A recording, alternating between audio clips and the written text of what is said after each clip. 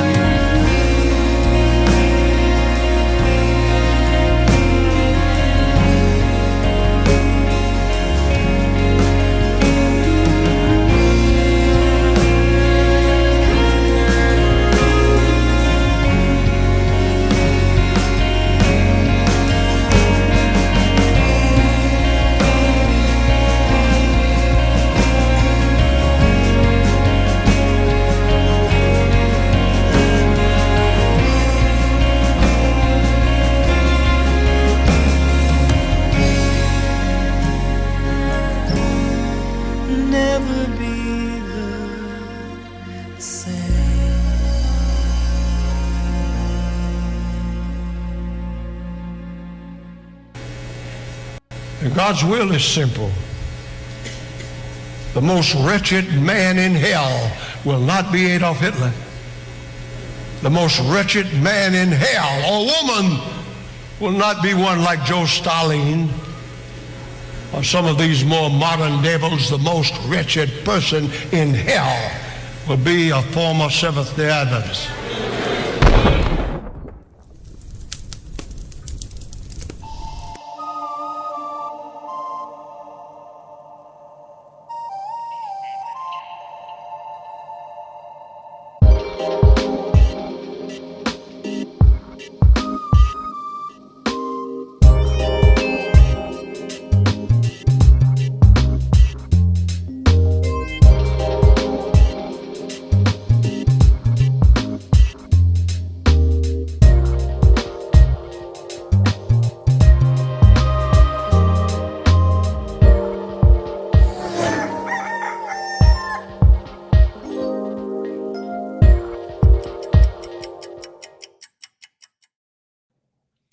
Hello and welcome to SDAQ&A. How are you, Gillian?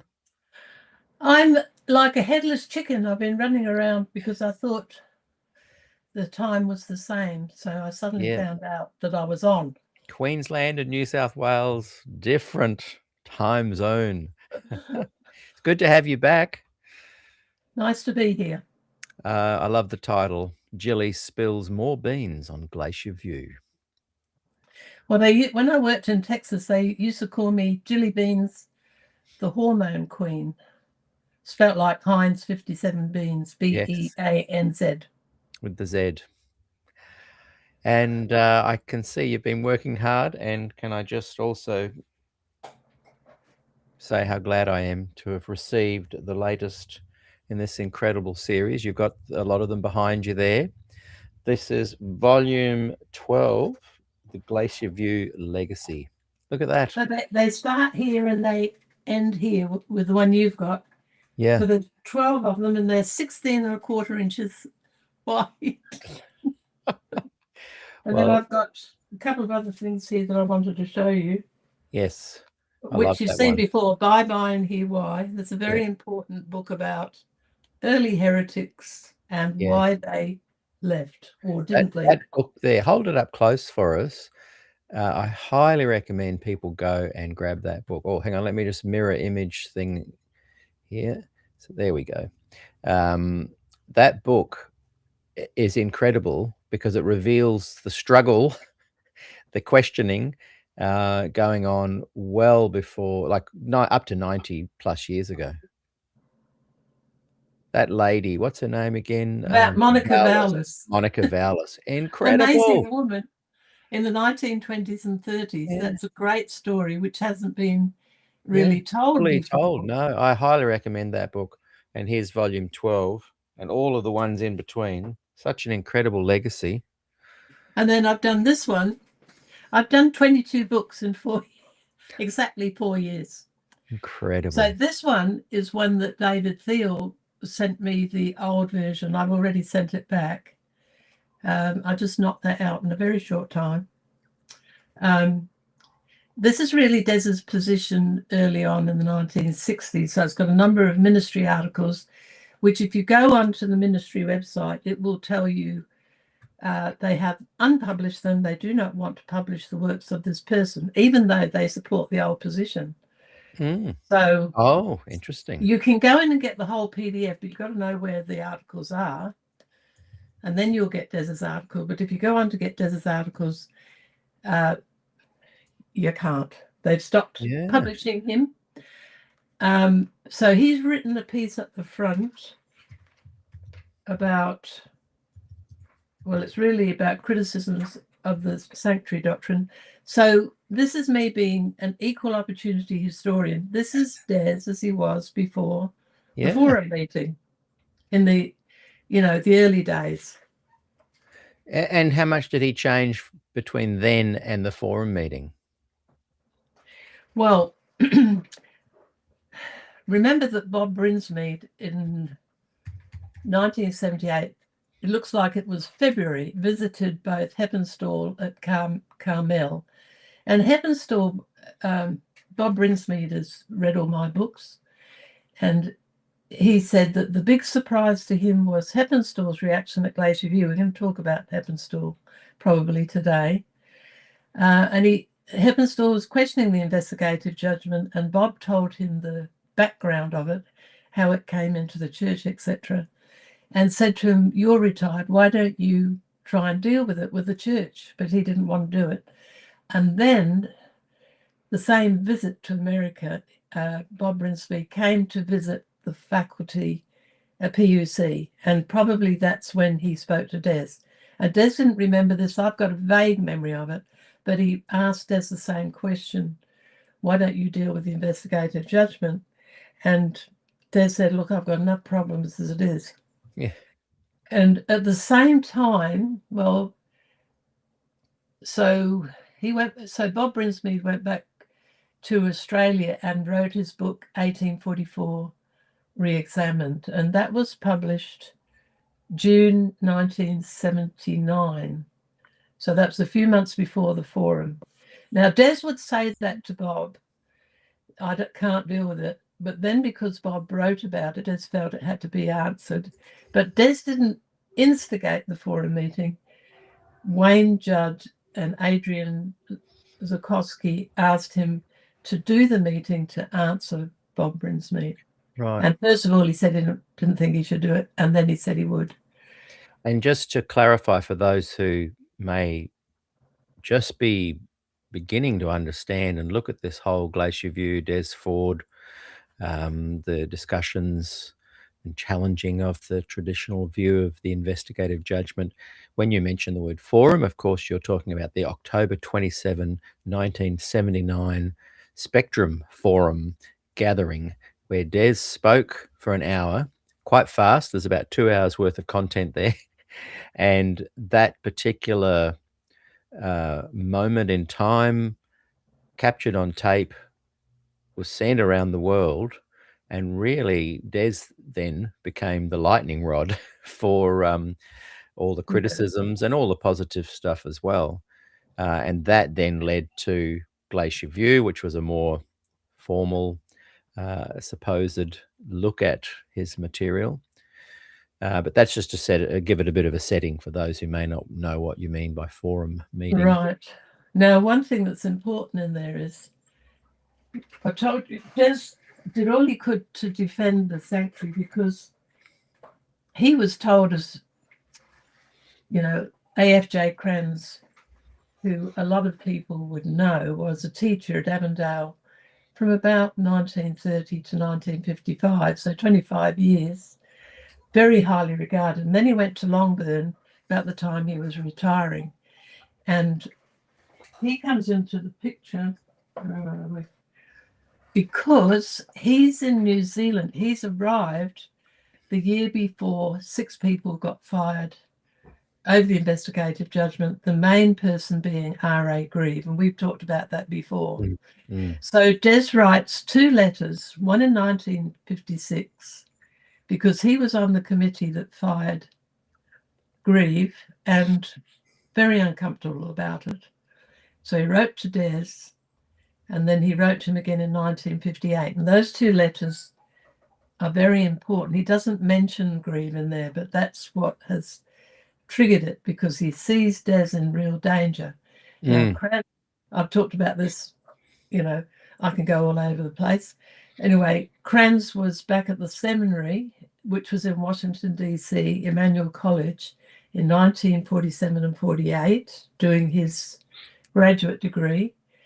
And he wrote to Des in 1958 and said, there are 4 faculty at the college, which was before Andrews, who don't believe in the investigative judgment and openly ridicule it. So he's writing to Des. One of his letters was about the investigative judgment, which he didn't believe in, and the question about Ellen White, we're not using Ellen White properly.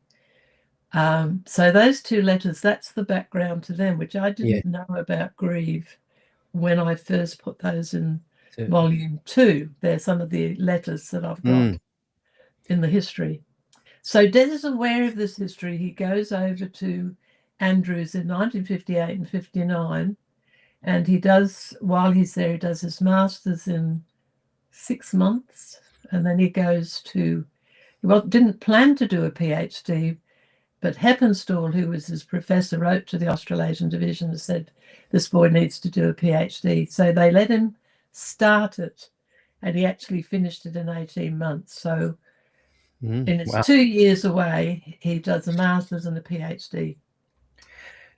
And during this time period, and as you discussed with the Valas couple, Monica and her husband, and if you go back to Ballinger and back to Canwright, there has been deep questions asked about the investigative judgment. You've pointed out that there are several different versions of the investigative judgment. And I wonder, did Des kind of think, look, this is a puzzle, let me see if I can work it out and cross-section it with the Bible and confirm the sanctuary doctrine, the investigative judgment with the Bible? Is that what triggered his initial approach?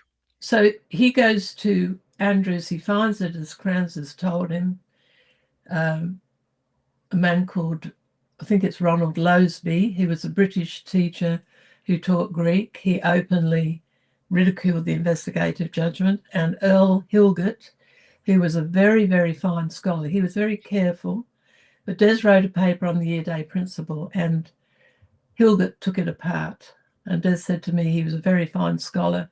I had to take into account what he said. So this is Des hearing about this. He comes back to Australia, 1961.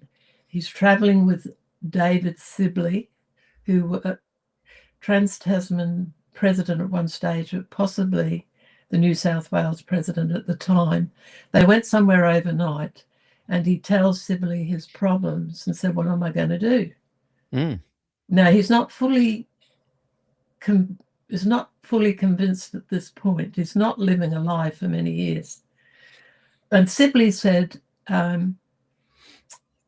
that he was in the trial for W. Fletcher, and he said Fletcher was right. Now, you remember that in the Bye-Bye book, Fletcher and Prescott were at Avondale in 1924 together. And that's where Monica Valas, probably Fletcher is the one who comes down to Sydney to see everybody off on the boat. Monica Valas is going to the States. She was going to be a doctor.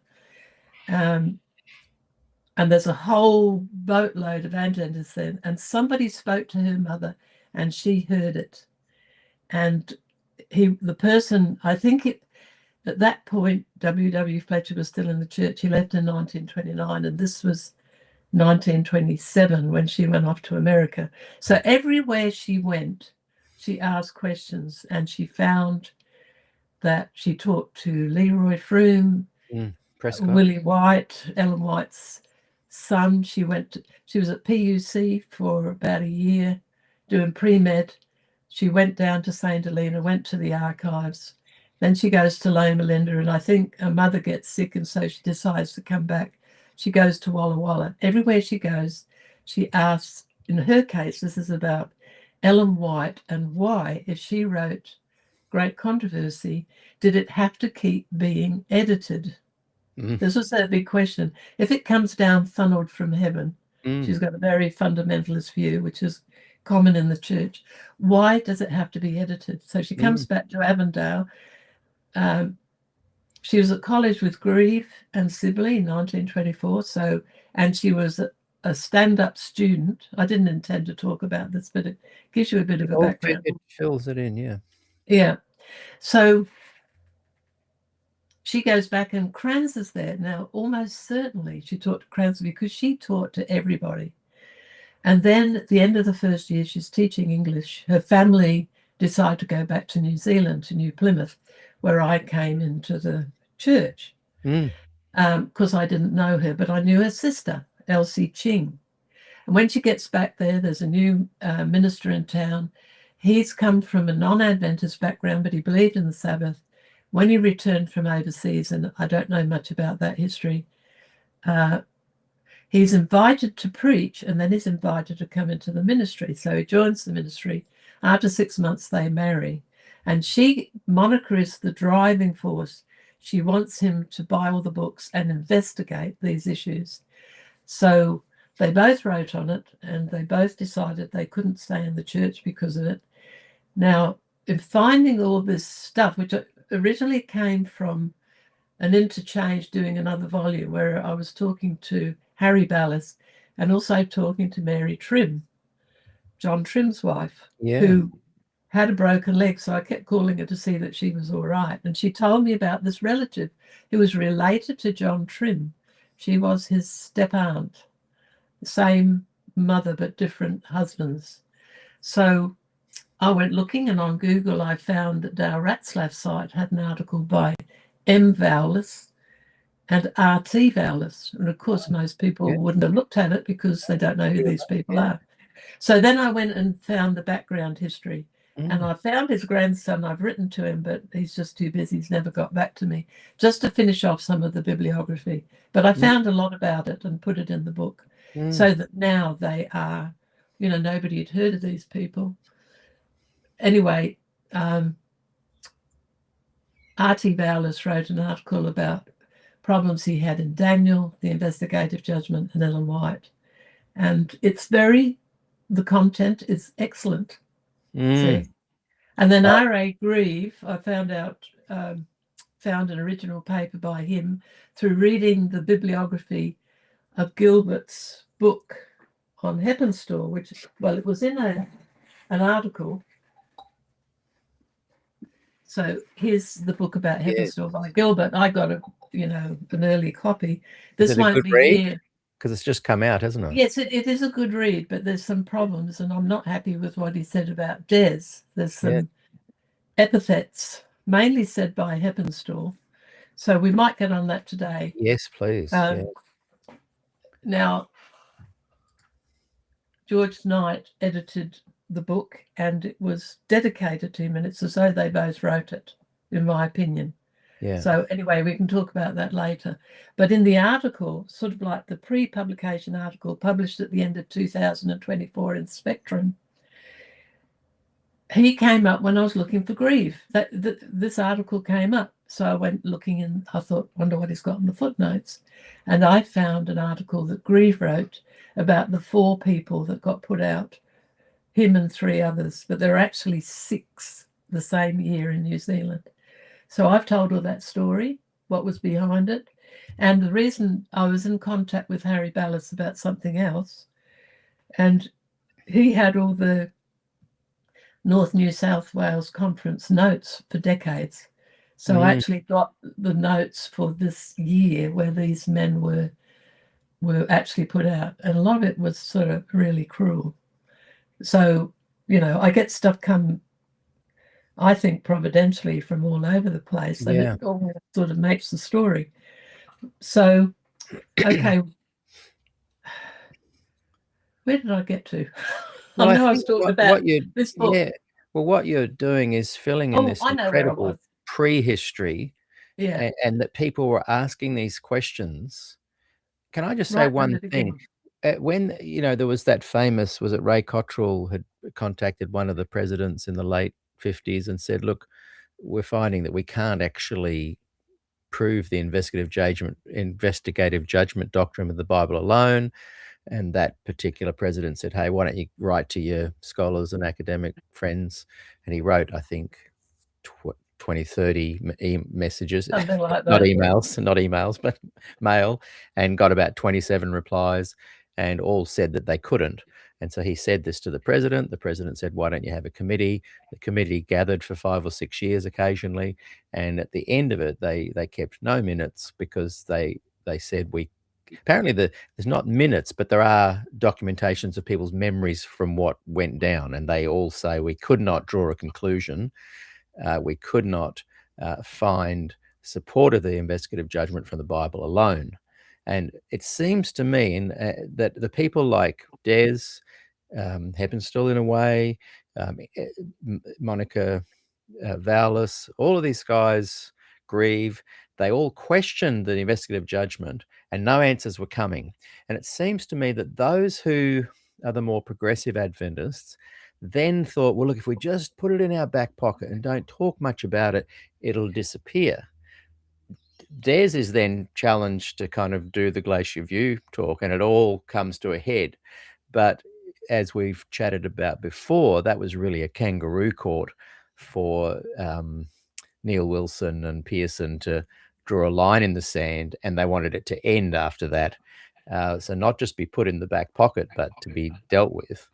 But the progressives continued with this idea of, well, look, if we just put it behind us, it'll disappear. And I hope you remember where you were going, but I wanted to ask you, when I interviewed Bill Johnson and I said, well, how did that work out for you? Putting it in your back pocket 40 years later, it's still a problem. And he was like, yeah. So I think Des did the absolute right thing by presenting the information. But in many ways, the investigative judgment, the sanctuary doctrine, the average person in the pews at church, they don't know anything about it. So does it matter for us to talk about the investigative judgment? I think it does. But what do you think? Like, the people that want to know what the church officially believes, the church kind of scurries away and hides. The scholars are too scared to really talk about it. And so it doesn't become known. But is it important for Adventists to find out exactly what they really believe about the investigative judgment? I would say so. I would say if it's the only distinctive doctrine, surely it should be looked at. Well, remember, it wasn't talked about in 1980 either. And this is why the That's scholars had a beef with Des. Why did you bring it up? Yes, good Now, point. Des brought it up because of Bob Brinsmead and because he was hugely under fire, mainly because he published Daniel, but there was a right-wing network right through Australia, but also a PUC and through America, and they were out to get Des, to get him out of Avondale. So he was, but the thing that Des finally saw the point about the investigative judgment, because what Sibley, he said to Sibley, what do I do? What do I teach?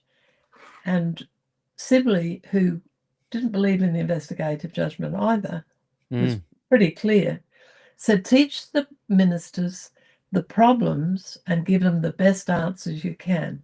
So that's why Des did, and this is why he wrote this book. Now, that's a Catholic Jesus because AI apparently is Catholic. But it was much better than putting beasts and nasty horns on the front. Yes, yes. Anyway, if you want to see Des's best attempt at defending, I'll get back to, we're going to talk about what you were saying afterwards. But if you want to know when Des was kosher or considered kosher by the Australasian Division, I'm talking pre-Parmenter, and by the ministry, because Bob Spangler was his friend and published a lot of his articles, and quite a few of them are in here. And as I say, you can't get hold of them. But anyway, so the thing that made Des realize the problem was when he, and I haven't got those books here, I've got room on my shelf, I redid the Crisis volumes in 2 volumes with indexes and everything. And when Des did the research for that, which is in December 78, according to Milton, he was over there for some meetings. And so he went to the Library of Congress.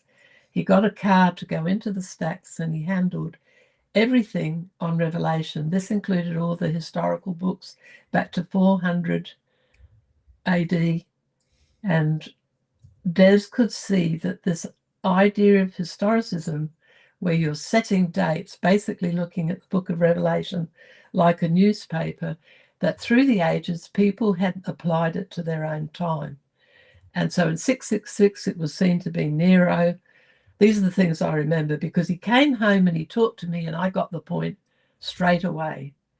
He said, Luther thought he was preaching the first angel's message. He thought that the plagues in Europe were the ones in Revelation, etc., etc. So everybody in their age that used scripture in a historicist mode, there is a role for historicism. You are meant to see, when you look out there, like what's going on in America, you're meant to see the religious implications of it, but it doesn't necessarily mean it's the very end. You're right. See? So what Adventists did, they did the same thing in the 19th century. They put all the end time things in the early 1800s, and the trouble was that the way they used the text and the way they made arguments, about the cleansing of the sanctuary and that, and the histories were wrong. Our historians have challenged the history behind the investigative judgment. That was apart from Des and predating him. Of course. All this has been known by the scholars way back.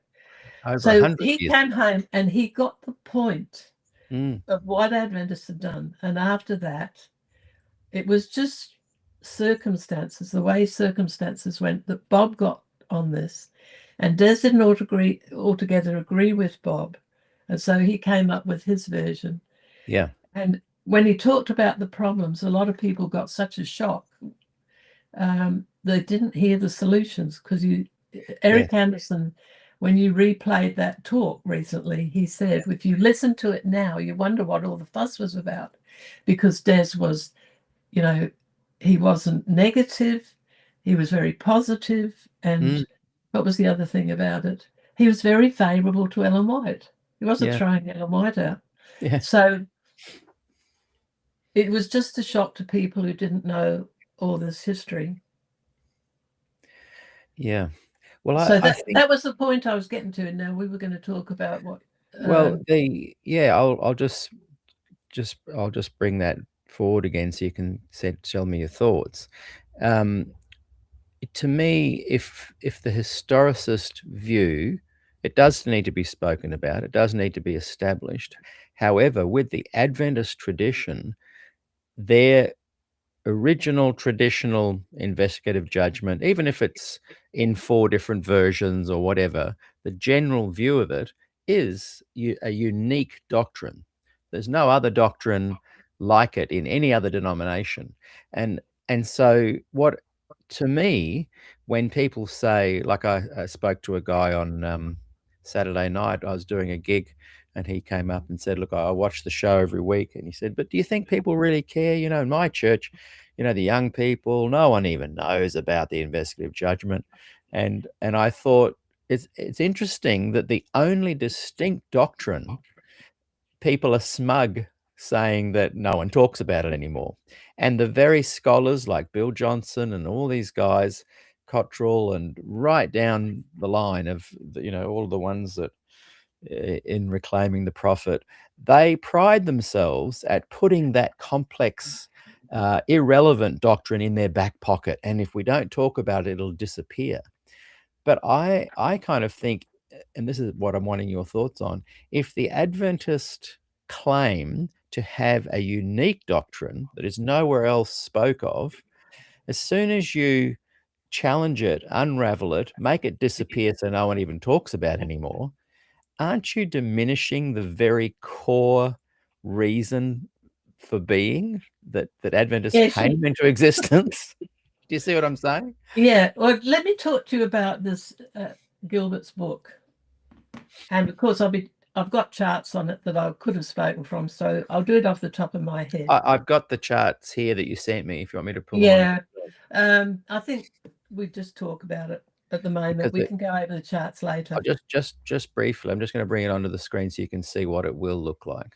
So this was you yesterday, and your chart was about this big, and I blew it up and I typed it out, and then I put my additions, what makes it a little bit more complex than the 2 views, in my opinion. So mine's the simple version of your chart.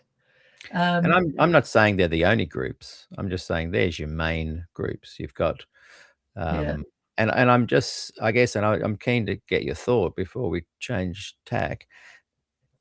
The progressives want it in the back pocket. They want it to disappear, this essential core doctrine, and they think the church will be a better place. We don't even talk about it anymore. We don't mention Ellen White in our sermons. We don't speak about the sanctuary doctrine from the pulpit.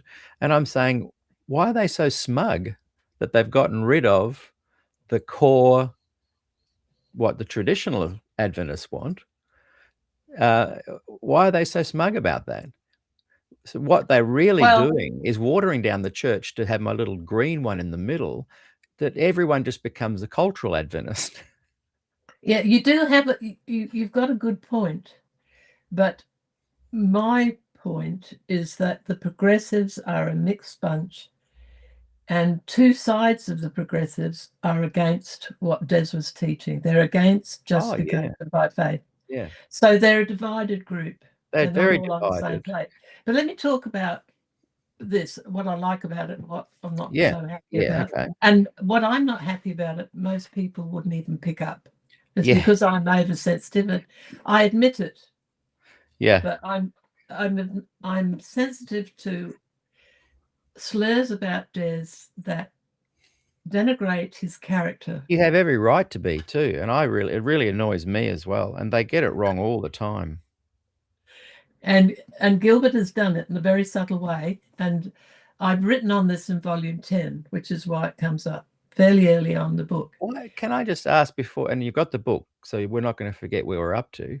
Why do they do it? Like they have childish, immature attempts to put Des down. Like the whole, so what if there's points that they disagree with? Why do they do it in a dismissive way? What's going on there? Well, you know, there's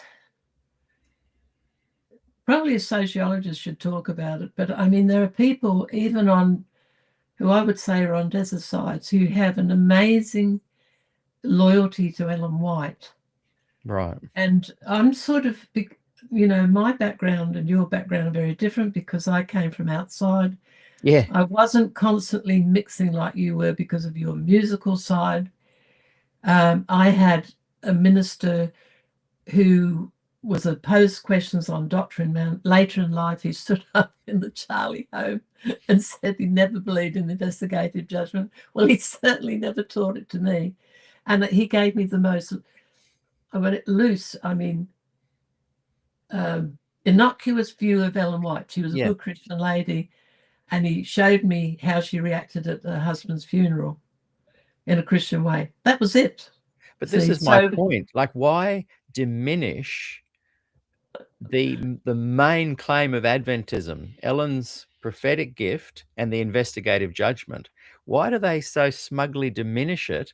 And then when someone like Des questions it, the very guys that the people who've written this book here, the guys that want it in the back pocket, they want it gone. Why do they ridicule Des, but on the one hand, but support him on the other? Like, I just don't get their subtle nuanced slurs.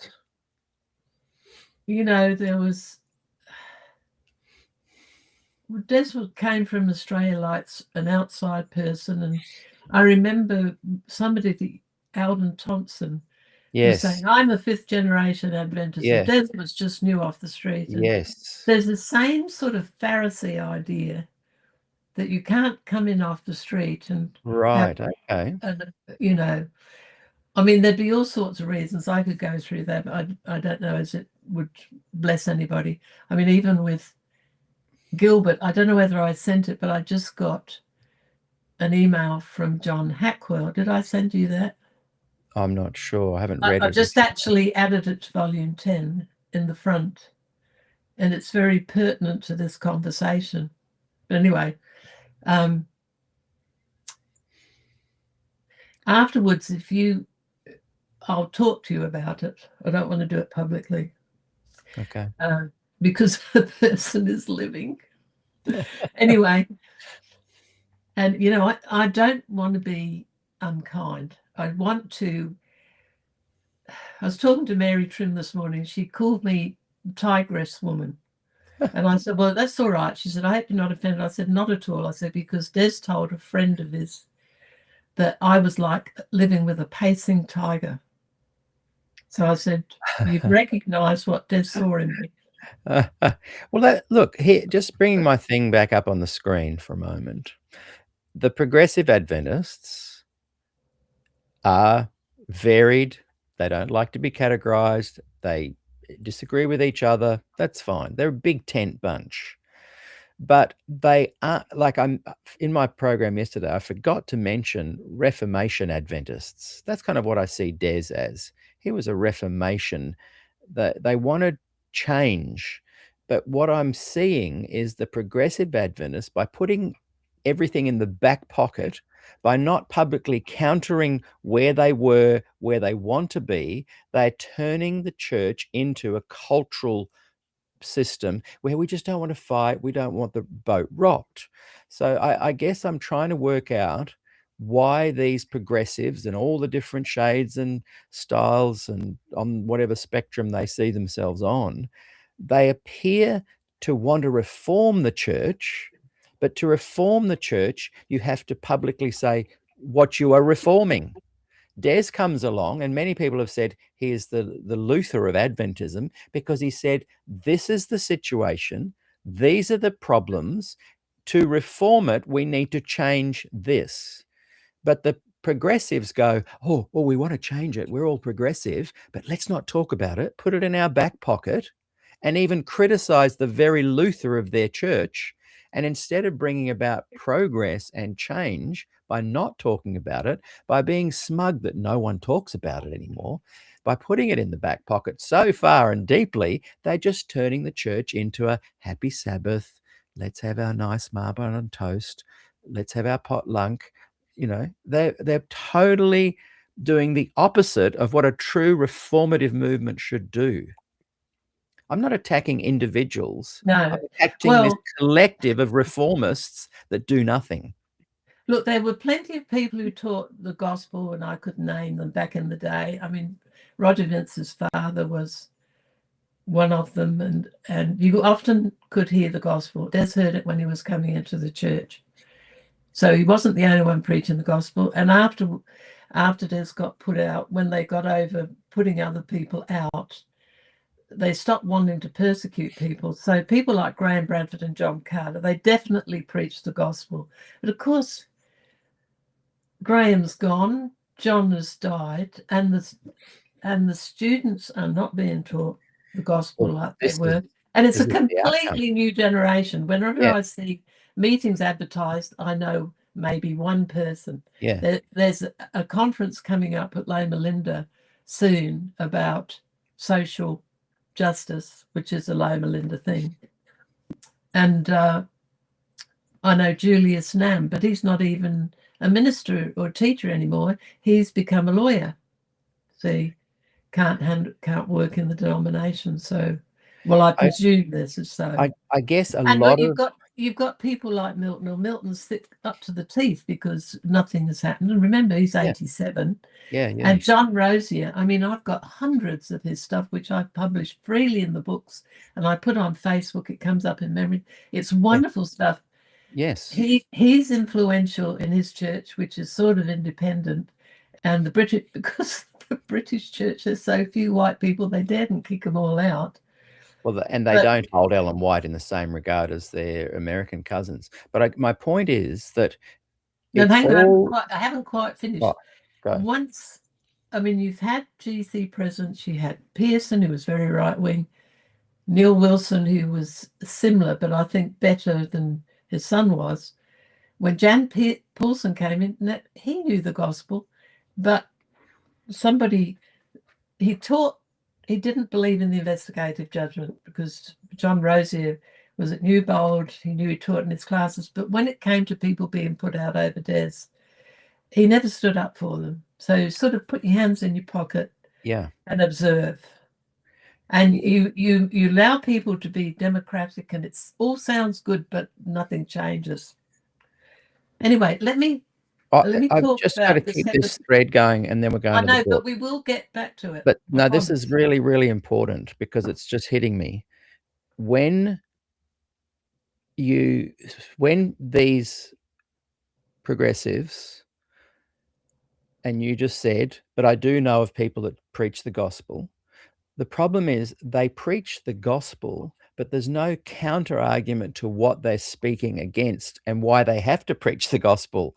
They just say, we're like Bill Johnson, we're just going to focus on Jesus, we're just going to focus on the gospel, and we're just going to preach the gospel.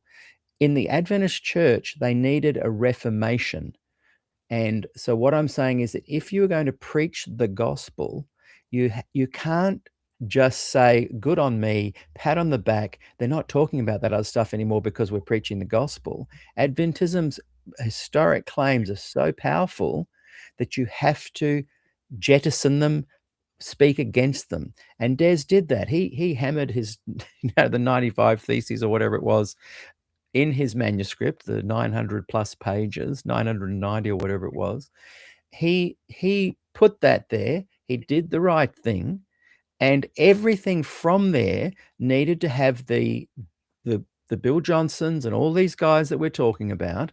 They needed to not only come in and bolster Des's stance and preach the gospel, they needed to counter it as true Reformation Adventists. And I'm just saying that they've tended to be good at preaching the gospel, putting all the bad stuff in their back pocket, and then putting both hands in the pocket when it came to defending Des. I'm on your side with uplifting Des, and I'm criticizing them. And I know that feels uncomfortable, and I know they don't like it when I do. But if they are truly Reformation Adventists, if that's what they truly are, they've failed, because they didn't actually try to reform anything, because they didn't tell anyone what they were reforming. Yeah, you'd have to be there. But I mean, I agree with you about Bill Johnson. Bill Johnson was really, as far as I'm concerned, he was the worst towards Des. And at home, you know, I believed about it, and Des would say, don't say a word about Bill Johnson. He's a wonderful man. Came, visited me when he had the flu. He wouldn't. He was so different. Yeah. He was so different. Anyway, look, we can get back to this. We will. Yeah, let's get on to the But let me just talk about the book. I'm going backwards to what I'm doing, and then talk about the different varieties of what people believe and why they might not stand up the way you think they ought to, because they don't believe what Des believed, and what John Rosie believes, and what Milton believes. Yeah, I know. Anyway, but they do all agree on one thing, that the investigative judgment can't be supported by the Bible alone. I don't care about all the nuances. Yep. They all agree with that. Every progressive Adventist does that. So and that will come out instead of addressing it, they go into little, well, let's just tree hug and preach about Jesus, land the gospel. But if you are reforming the investigative judgment in a church that claims it's their only true doctrine, you must take it from the back pocket and bring it to the front and preach in contrast to it. I'm just noticing how the camera's following me around. Yeah, you can turn the button off if you want, but it's quite good. It makes it interesting to watch whenever you're on, because it'll zoom in on you. It's almost, if it's a dramatic... It's zooming in on the book. Yeah. All right, well, I'll put the book down. Let me talk about the book, because this book is very helpful. It put a lot of stuff together for me. And interestingly, and when you read my volume, because I've got all sorts of stuff in my books, they're in sections, and I'm only covering one or two things from the book. But out of the blue, after reading before reading the book, Roy Ingram, who some of you will know because he's written on issues, it's not his real name. No. He's got... And you've been very good at keeping that a secret. I've pushed you. Tell me. Well, he doesn't want it known, and that's all right, because he's still working, and you wouldn't guess who it was anyway. But he suddenly, while I was working on volume 12, which is very recent, look, I started volume 11 in November the 21st and had nothing, and I've done 2 volumes since. I've been going like a train. But anyway, he suddenly wrote to me when I'm working on volume 12, and he has read Gilbert's article 2020 on restoring the sanctuary. And you can go on Spectrum and read that article, December 2024. So it's about 1 year and 3 months old. So it's a precursor to the book. He's sort of letting you know I'm writing about Heppenstall. Here's the essence of what I'm going to say. So Roy Ingram gets it, and it's news to him about the role Heppenstall played in redefining the investigative judgment to make it more palatable. And what the scholars did was they latched on to what Heppenstall had said. Now, when it came to Glacier View, when they had that altercation on the Tuesday, Des didn't agree with Heppenstall. And I'll get to that in a minute, because it wasn't biblical. And Des said to me, you can redefine the investigative judgment and say what it means philosophically, but you've got to deal with the biblical arguments and the wrong histories and the wrong use of the historicist mode. And so Des couldn't agree with him. And Des didn't want to embarrass him in front of everybody. So Des sort of gave this long answer. Des looked bad. And then, of course, Neil Wilson jumps in, really nasty. I mean, I had somebody from GC write to me the last year, say I was a young man sitting behind you and Luke at Glacier View on that unfortunate Tuesday night. He said nobody should have to be put through that. So here's Des on the floor being asked this question by Heppenstall, who, when Heppenstall is asked him the same question in private, I was there on Sunday, and look, Gilbert did not interview me about Heppenstall, and he's been here 4 times. And I think that's wrong, because I've got a number of primary witnesses, stories about Heppenstall. So anyway, where was I? I was quite on the point. On the floor. So Des has got 2 problems. He's standing there. Heppenstall has asked this question that he asked him on the Sunday night. On Sunday night, he told him no. Heppenstall still asks him in front of everybody. He knows what he's going to say. So Des goes boundary riding on his answer. Everybody knows Des can answer a question in half a second. But he's trying to work out how he's going to handle it. And he said to me later, I didn't want to embarrass my beloved professor in front of his students. So he takes the blow. He looks bad. Right. Yeah. And Cottrell, who says this was the nadir of Des' performance, that they just don't understand what's going on in Des' mind. Yeah. And then when it comes to Wilson, I asked him about that. He said, I should have told him off for the way he spoke to me. And I could see him looking, and he thought he's a GC president, and so he lets him off. And he picks up his papers and walks off. So he's got these 2 problems that he's trying to deal with. Des looks bad, but he's actually behaving in a very righteous. He's being very gracious. Very righteous manner, because that's what he was. Yeah. And the sad thing is, and I'm so glad that you're revealing this today, the sad thing is that never came to light. All that came to light was he was told off, and that Heppenstall, people didn't even realize that the background to it, the nuanced background. But as you present that, it's they kangaroo courted Des, and then the good guys let him hang out to dry. See, as Gilbert points out, there's a lot of good stuff in here. So you can get it for $11 on Kindle. The Book and Bible House don't have it in Australia. It'll be in by the end of April. It'll be $95, and on Amazon it's $127. Yeah, something wrong there, but you can read it. And look, there's lots to like about it. And as well as this book, I've talked to you before how Gilbert was working on C.H. Watson and did these slides, and he introduced this idea that's in the book then about Heppenstall. So here's what happened with Heppenstall. So back in, and this is, I'm picking up from the biography, because as I say, there's lots of good stuff, you should read it.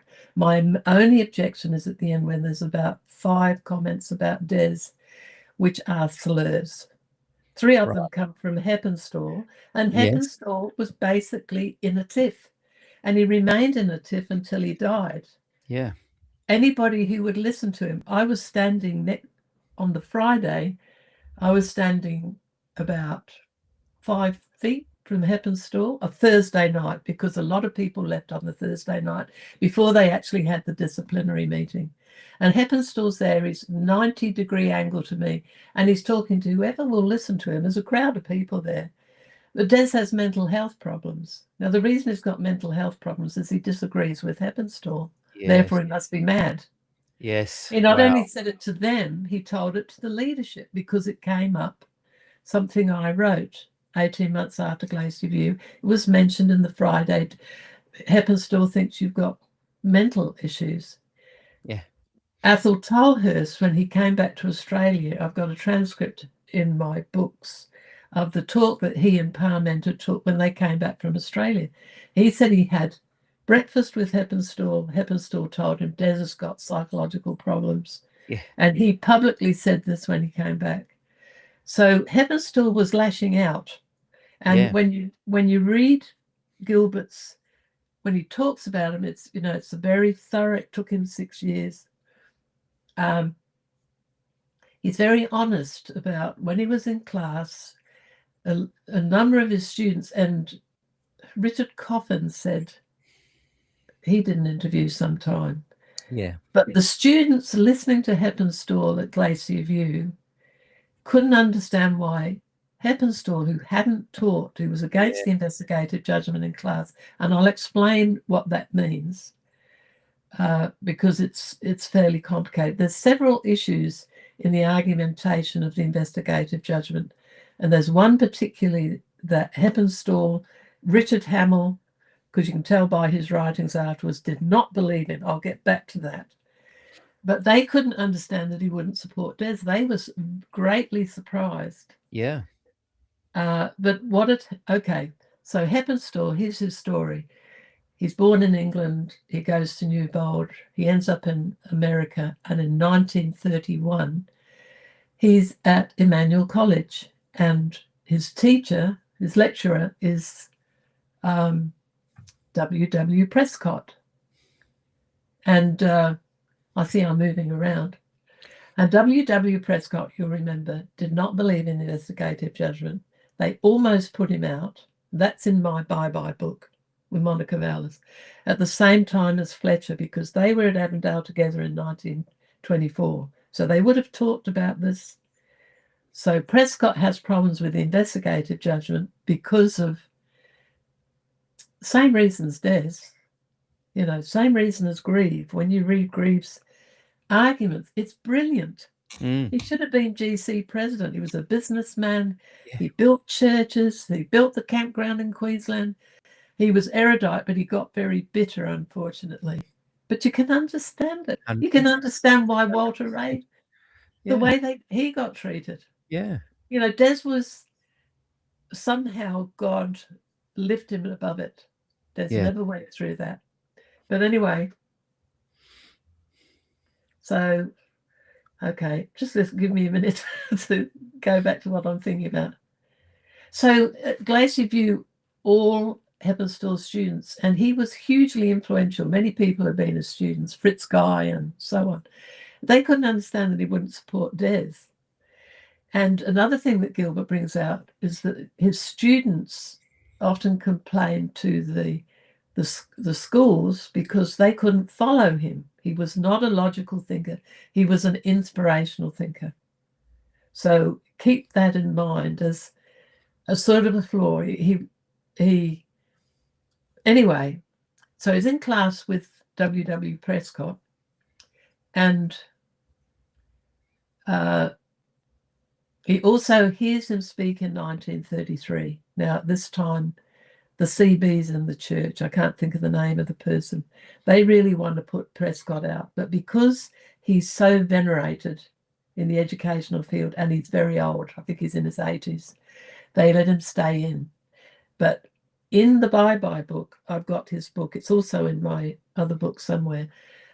W. Prescott writes to Willie White, broken-hearted, and said about the way people are using his mother's writings, and I think about the investigative judgment. I'd have to go and read it again. Be something to read, actually, later if we had time.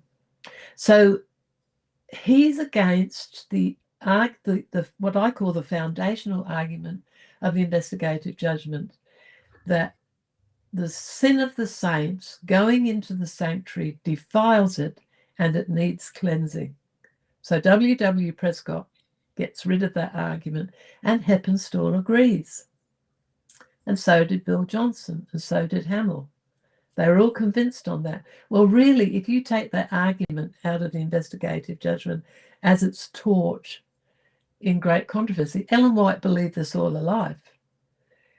But it collapses, it implodes, the whole thing implodes. So at the time of questions on doctrine in the late 1950s, Heppenstall is part of the committee that's meeting with Donald Barnhouse and Walter Martin. And Donald Barnhouse was particularly against the investigative judgment because it was anti-gospel. Mm-hmm. So Heppenstall comes up with a new theory. And this is a lot of what this book is about. And the new theory, what he does, he bypasses, he comes up with a new view of the investigative judgment that is about our vindicating God.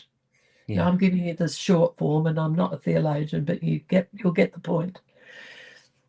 It's not about God peering over our sins, and you don't know when your case is coming up, and this terrible, miserable doctrine promoted in great controversy that many older people suffered from and died thinking they wouldn't go to heaven. Very, very common thing in the past. Nowadays, young people, they're not even interested in it, as you said. So he switches the attention from Daniel 8:14 and that nasty little horn and that central doctrine of blood defiling, and he shifts to Daniel 7, and it becomes God, we are vindicating God, not God is out to get us. It's a big change.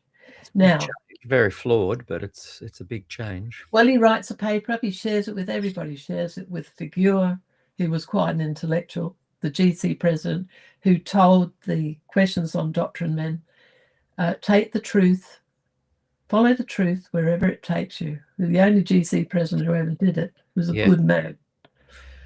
So Heppenstall comes up with this idea and he works on it and he passes it out to many, many people.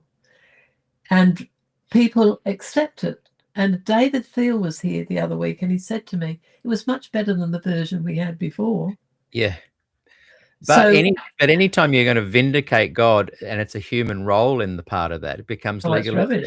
So it might be a better version, but it's still a rubbish version. Yeah, it's just a redefining philosophically. It's not a biblical argument because God was in the clouds around the cross with Christ. I mean, most of us believe in the Trinity, that,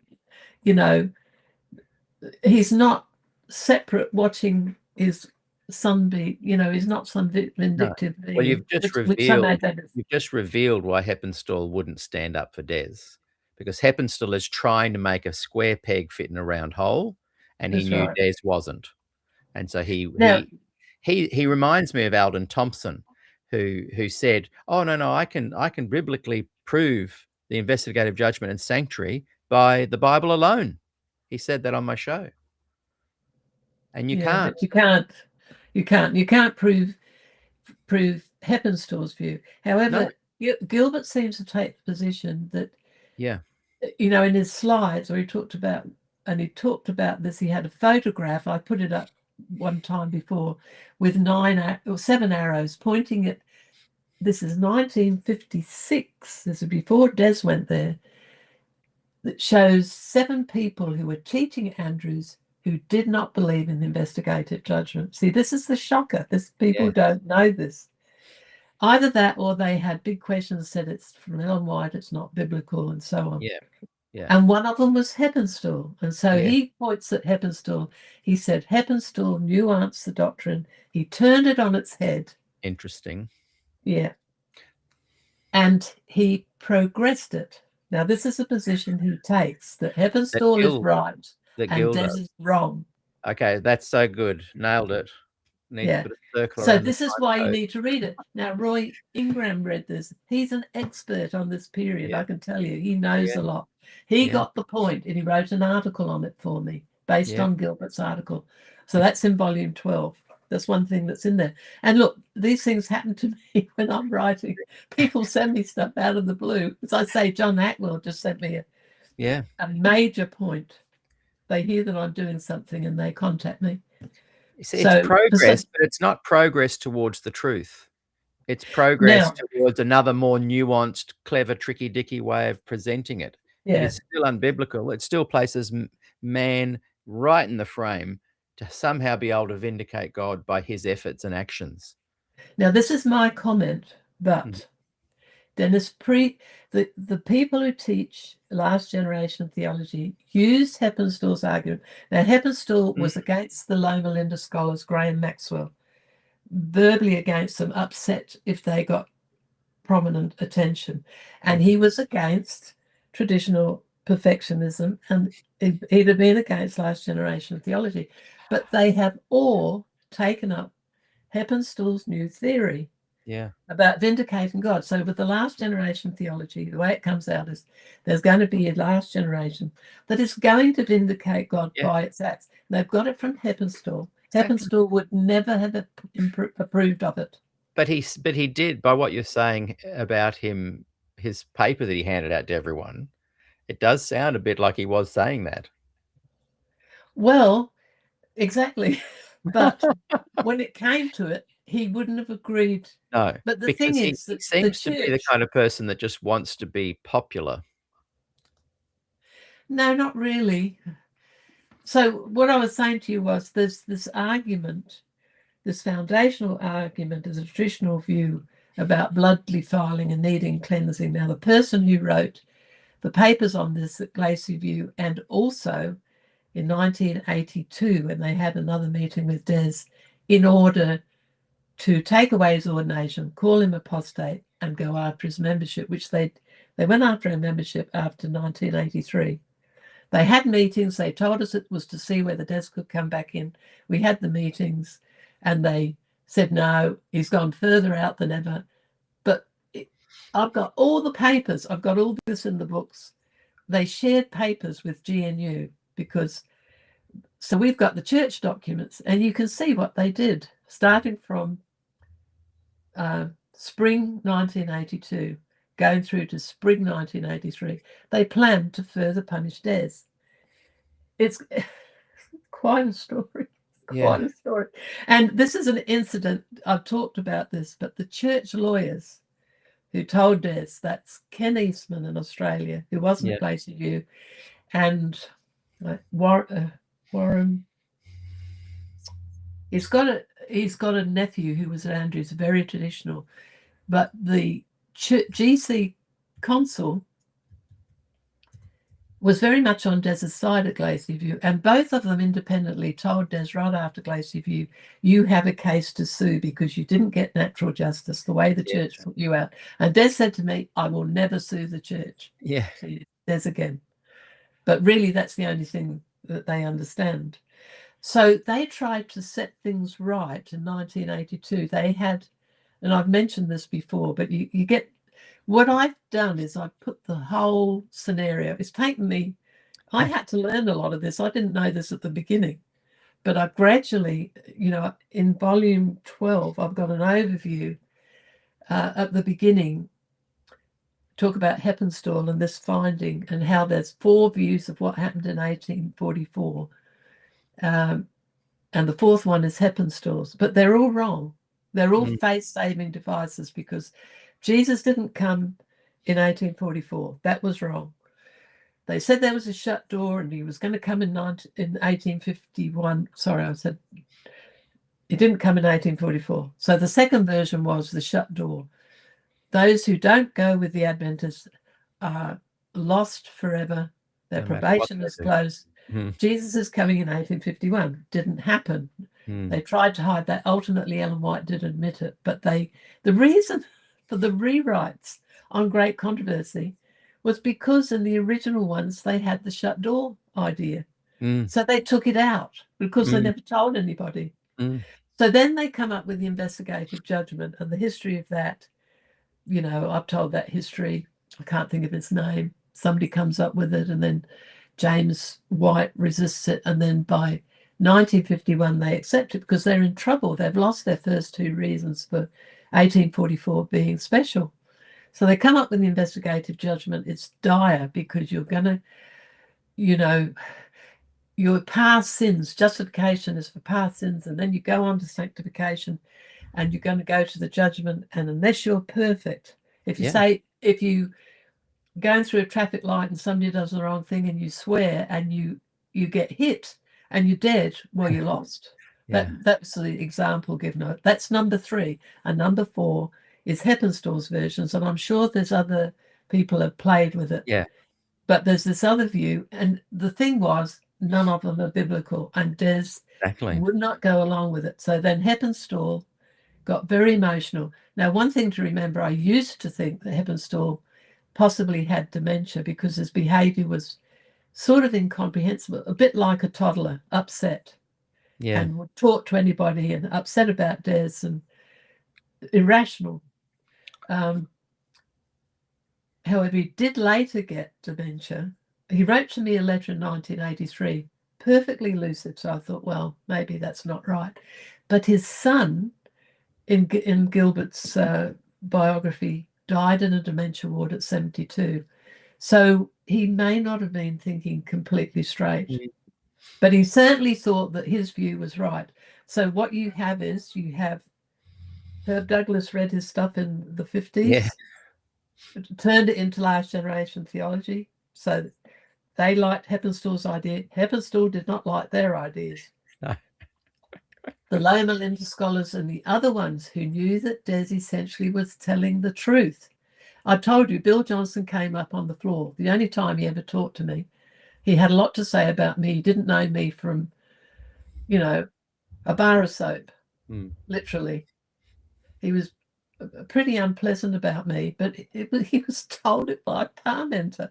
And it wasn't, I sort of went along to Glacier View. I sort of thought I went along for the ride, and I found out that I was I was a major problem. Yeah. Of course, they never told me. But anyway, I was talking to you about Bill Johnson. He came up to Des early in the Glacier View week, because between the meetings, which we didn't, Des wasn't on the study committee. We were told we must not speak. And Heppenstall went to Wilson and said, I came here to hear that boy. And Wilson said, well, he can't speak. And the reason is because Des was an orator. He didn't want him persuading anybody. And so, and Heppenstall said, well, can't he answer questions? So the first night at the end, when Heppenstall gets up, Wilson hops in to try and destroy the Q&A. It was a strategy. It was a stratagem. That was a later understanding. He didn't want Des speaking, so he made sure it went bad for him. Anyway, back to Heppenstall. So the scholars found, as David Thiel said, the version that Heppenstall came up with was a lot better than the old one.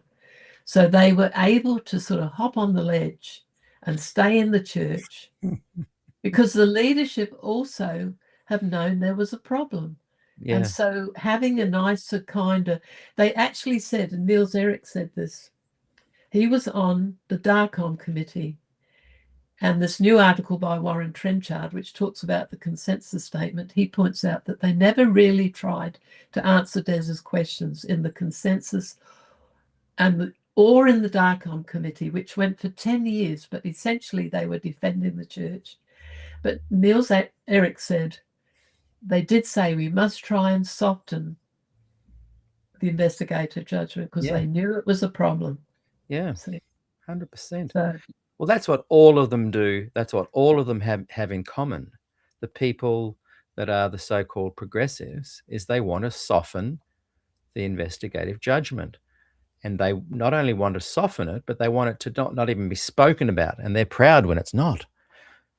But the sad thing is that you cannot have a reformation within Adventism until you identify unsoftened what the problem is. Don't try and water down Catholicism. Martin Luther didn't water it down. He said, this is the problem. These are my theses that I believe counter the problem and offer a new direction. And Des did that. And wow, imagine if these tricky dicky Adventists, the scholars and academics, imagine if they'd gotten behind him and said, yeah, look, we don't really agree with all of what you're saying, but we do agree that we need to reform Adventism and totally reform the investigative judgment and be bold about what's wrong with it and speak up to it. Not like Bill Johnson said, put it in your back pocket, Des, don't talk about it.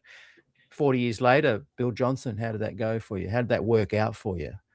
So I am disappointed. In you and I share some disappointment with these guys. You're like Des, more gracious, and well, we don't judge them for what they were like back then. I'm not either. I'm judging for what they're like now. I'm not as gracious. Remember, I'm the tiger. Oh, I know. I see the cracks. I see the cracks. Tiger. I see the cracks coming through, and maybe I can voice some of what you feel that you don't want to say. But I talk about myself.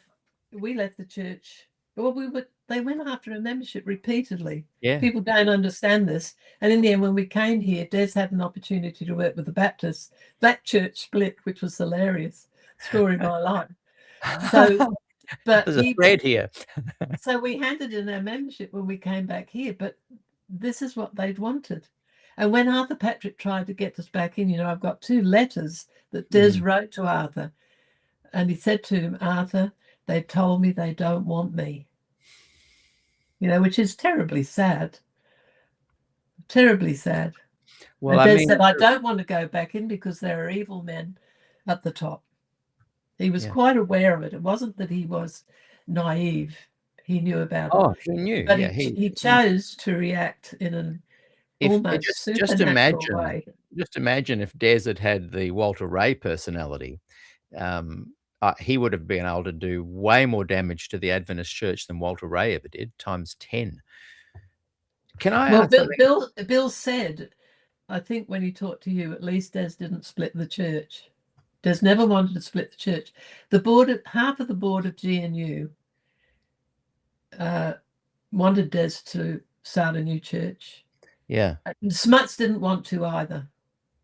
But Des had promised the church he would not split it, and Des was a man of his word. So half the board left in the early months of Glacier View because Des wouldn't hammer Ellen White. And a lot of that was because Des knew Ellen White encyclopedia, and despite he'd read all the critics, he still felt, you know, she brought him into the church. So if you may not agree with the stand that he took on Ellen White, it wasn't that he didn't know anything. I don't think he'd ever been down and had the experience that John Hackwell and Milton Hook did, that they went down into the Ellen White vault, the secret vault, and found out all the problems. I don't think that Des went there. I'm not sure. But it brought me to a question I've often wanted to ask you, because in some ways, Des keeping Ellen White was a gem of I'm not saying he was being Machiavellian, but it was a gem of a tactical move by not criticizing her directly, by saying he felt highly towards her. It meant that the people in the church who would have turned on him, like the people that wanted to see progress. No, he didn't do that deliberately.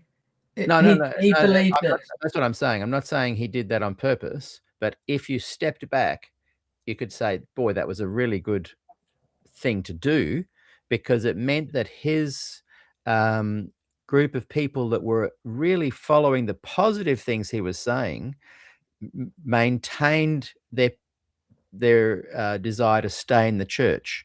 As you know, any kind of whiff of criticism of Ellen White, and it's why he got defrocked eventually, because he questioned the authority of Ellen White.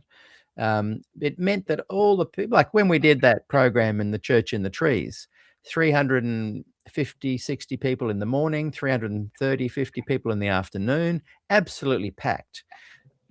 Most of those people were absolute fans of you and Des for what you'd done. What you had done was bring in an assurance of salvation. And whichever way you slice it, whether it was done on purpose, by not criticizing Ellen White to the degree he could have, or other people did, those people remained loyal supporters of, excuse me, not of you and Des as personalities, but of the assurance of salvation message. If he'd been like Walter Ray, if he'd found out things like John Rosier and Milton have, that audience would have not followed the teachings that he had that was such a blessing, the assurance of salvation. So I'm not saying that he was Machiavellian at all. I'm not saying he sat there and said, oh, how can I be tactical? But I'm saying providentially, he drew a line where he wouldn't criticize Ellen to a certain degree. And that kept a bunch of people in the Adventist church safe and secure from a lot of the dark things that are in the Adventist church that are related to the investigative judgment. Well, of course, we went from one ministry into another and were greatly loved. Yeah. Oh, yeah. So a Yeah. lot of it was out there for us. Now, that's not true of a lot of people who got put out. And, No. I don't know whether Des would have done the forum if he'd known how it would impact his students. I somehow doubt it. Well, the irony of I won't split the church and I didn't is that the way the church maneuvered him into a certain position meant that the church did split. So that's a big irony there, that's not what his intention was, but the way he was used and manipulated, the Des Ford message split the church. And we know in the 80s, Harry Valas has documented it in his book, the incredible riff that was very clearly defined, that the progressives now go, oh, no, there's nothing to see here, which annoys me. But many lives, were, I remember you were talking about David Thiel earlier. He said to me once, and on the show, my first show I did with him, that it was the most impactful event of his life, that whole split. And it affected... It's really the CBs that split the church, not Des. Well, that's what I'm saying. They maneuvered him into a position where it made it seem like he was the guy splitting it. That's what I'm saying is the irony. He wasn't the person splitting it, but ironically, because of what they did and the lies they told, it did split the church. They were the ones that did it, 100%. If you went along to Athol Tolhurst and Keith Parmenter and they were questioning you on where you stood, any sign that you leaned towards a Des Ford theology, you were out, you were gone. So in the 80s, people were kicked out, left, a lot of damage occurred. And that's what I'm saying, though, that those that stayed and those that left still took with them that important legacy of Des Ford, which was the assurance of your salvation. And whether they were hurt, whether they left, whether the split was carried out, they were able to take that with them. Now, you were much loved when you left and had a lot of followers, and I'm sure everywhere you went, there was a very warm kind of reception. The church I grew up in, the post-Glacier View, when I kind of reached my adulthood, had totally shifted. And the CBs ruled, and there was a good 10, 20 years of darkness, which fortunately you guys didn't deal with. No. Now, I just want to... I know how you feel. I mean, essentially, I agree with you. I just think I'm trying to find a comment that Gilbert uses that Heppenstall said about F.F. Bruce and how he said that Des was self-opinionated and wouldn't listen to anybody. And it was a second-hand report. Yeah. So Jill, being the nature that she is, tried to find out who were the other... well, Bill Johnson said that on my show. He said that exact thing. That F.F. Bruce had said? No, Bill Johnson said on my show that Des could be a little bit opinionated and wouldn't be flexible with certain ideas. And I challenged him on that and said, no, he was just willing and was asked to put his beliefs in a defined, kind of categorically easy to process way. Yeah. So yeah, they all do. Yeah, I am listening to what you say, but I want to sort of finish up. I'll give you one example of one thing that Gilbert used, and I suspect that George Knight, who's very anti-Des, put it in because he's the editor and so on. And I can find it exactly if you continue talking. Well, while you're doing that, I just want to bring up Rodrigo Custodio wants to interview you on his channel, Para que Posamos, and he said, I would love to interview Gillian on my channel, Peter. Please let me know how to send her an official invitation. She is amazing. Thank you for all your work. Thank you for that. How can we put you and Rodrigo together? Do you want to give him my email address? Yeah, is that all right? I'll do that. Yeah, fine. I'll do You can that. give it to anybody. Now, I should mention that I've done a 67-page, I think it is, index of all these books so that you can find out That's great. which volume, what's in. Now, I've partly done it for me, but you can message me on Facebook. I've got 2 Facebook's page, and I will send it to you. It's completely free. The books aren't. The index is. I'm not looking to make any money, so I don't care if anybody buys them or not. I know that's funny, but excuse me while I'm doing this. While you're looking, I'm looking for your email so I can just forward it on to Rodrigo. So those watching, just chat amongst yourselves for a moment. All right. I'll read you from my book, which you asked me to do. Yes, please. And then I did an inordinate amount of work to try and find out who said this. Here is the first comment that Gilbert makes, sourced in one of Heppenstall's letters to Des, January the 22nd, 1980. Heppenstall reports a second-hand comment passed on to him about what Ford's doctoral advisor, F.F. Bruce, had supposedly said about Des, that he was a very stubborn and self-opinionated student who was not open to suggestions. Now, this is on page 414 of this book. So the first thing you think of, well, Norm Young. And some people who were friends of Des's have not been happy with Norm, and I was one of them, but I've sort of gotten over it. So I asked Norman, was it him who said this, who passed on this rumour? Notice it's a second-hand comment. It's said by Heppenstall, who was in a myth or a tiff with Des, and it went on till he died. He would write to Des and tell him that he was lost and gone into darkness because he didn't agree with Heppenstall. That's hilarious.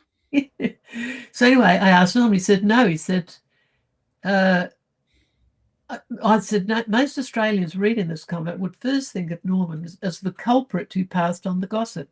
Norman said, definitely not. Like me, he said, he didn't think it sounded like Bruce's speech. Then David Thiel came through and he remembered the name of somebody else who was a PhD student, and that was Ronald M. Springett, who most of you wouldn't have heard of. No. And at the same time, this is how Jill finds out stuff, and I don't give up. I am a mole, a ferret, and a terrier when it comes to getting information. So somebody came through, Ben Beeden. He was nearby and he popped in. You wouldn't know Ben Beeden, but he works at the zoo up here as a photographer. How old is he? And he 40s, I think. Is he brother maybe to 50. Brian and Barry? Brian is his uncle, I think. I Right. think he's the... Oh, I get mixed up with the names. His Sorry, mother is go Beth. on. Anyway, he's a young guy, sort of, probably younger than you, a little bit younger than you. I'm Anyway, old he now. came by and I told him that Jaden Lawson had helped me take the text out of a video using AI. So I've got my helpers when Jill comes to the end of what she can do. And he said, yes, he used Grok. You know, Grok is Elon Musk's thing. And he said, it's much better than Google. So I couldn't get much on Ron Springett on Google, so I tried Grok. Wonderful. I've been using it ever since.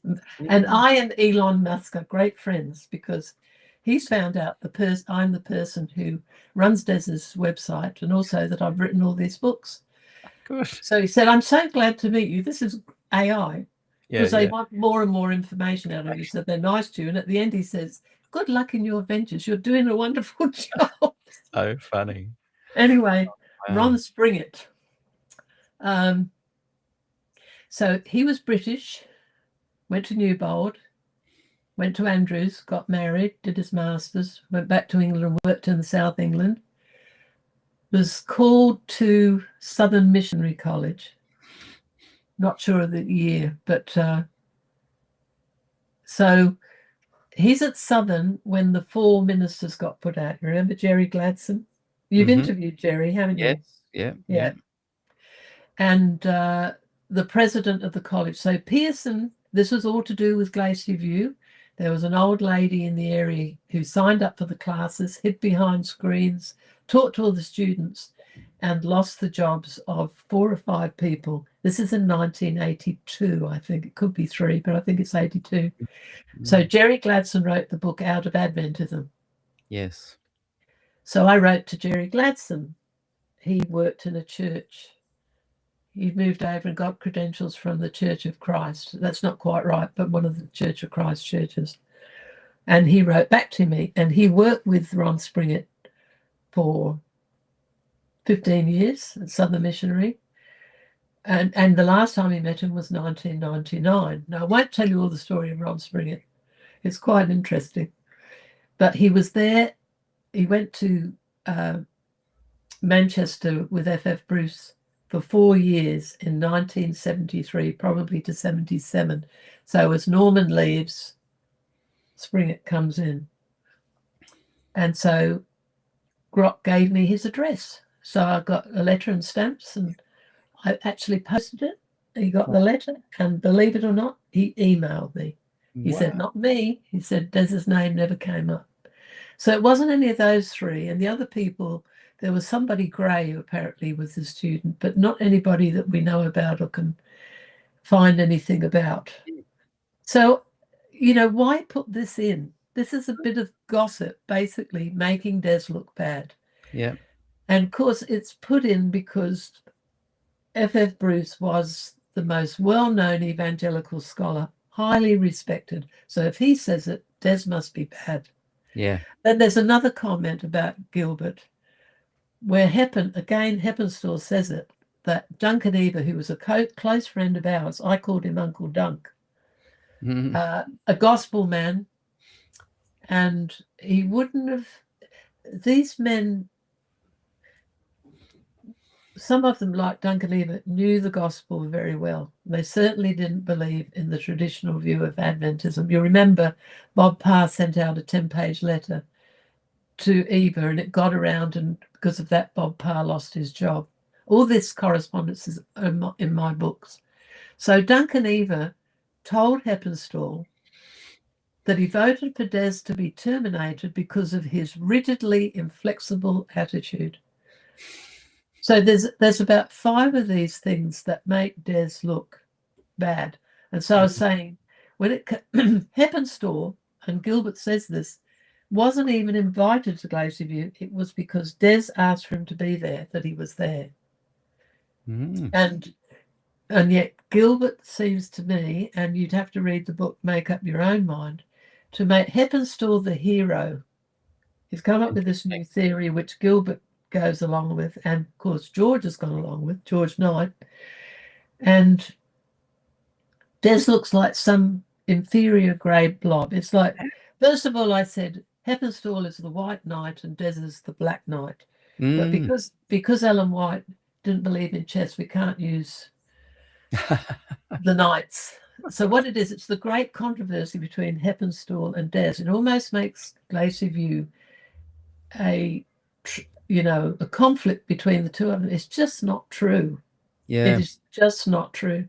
So I object to this, and I have written. Yeah, good on you. Good on you. And I'm glad you're revealing and sharing this today. And I said, Gilbert made up his mind. He didn't talk to me about Heppenstall. He's been 4 times. I've given him all my books. In fact, Generous Jill, who does this for no charge, I let him come and copy all of the documents I scanned. That took me about a year and 2 months to just manually scan all the documents that were of value, so that Gilbert wouldn't have to keep going to archives in Australia, because they don't have anything online. They certainly wouldn't put our stuff online, would they? So yeah, and he didn't ask me about it, and I feel, not only was I with Des when Heppenstall came to visit him on the Sunday when he first arrived, and heard him ask the same question that he asked on Tuesday. My first thought sitting in the audience was, why is he asking? He's already asked Des this, he knows the answer. And of course, when Des sort of won't openly say no, he doesn't agree with him for the reasons I've told you, Heppenstall gets all emotional and says, you're throwing everything out, you know, and that's when Wilson jumps in. As I say, Des had these two problems: how to deal with Heppenstall. He didn't want to hurt him. And Des told me that the same thing happened down with the Paxton meetings at Loma Linda. Des did a week of, I can't remember the year, but it would be 77, 78. So that must have been before Glacier View. Des took a week of prayer, and then they had a forum where Paxton presented. A lot of opposition from the GC about doing it.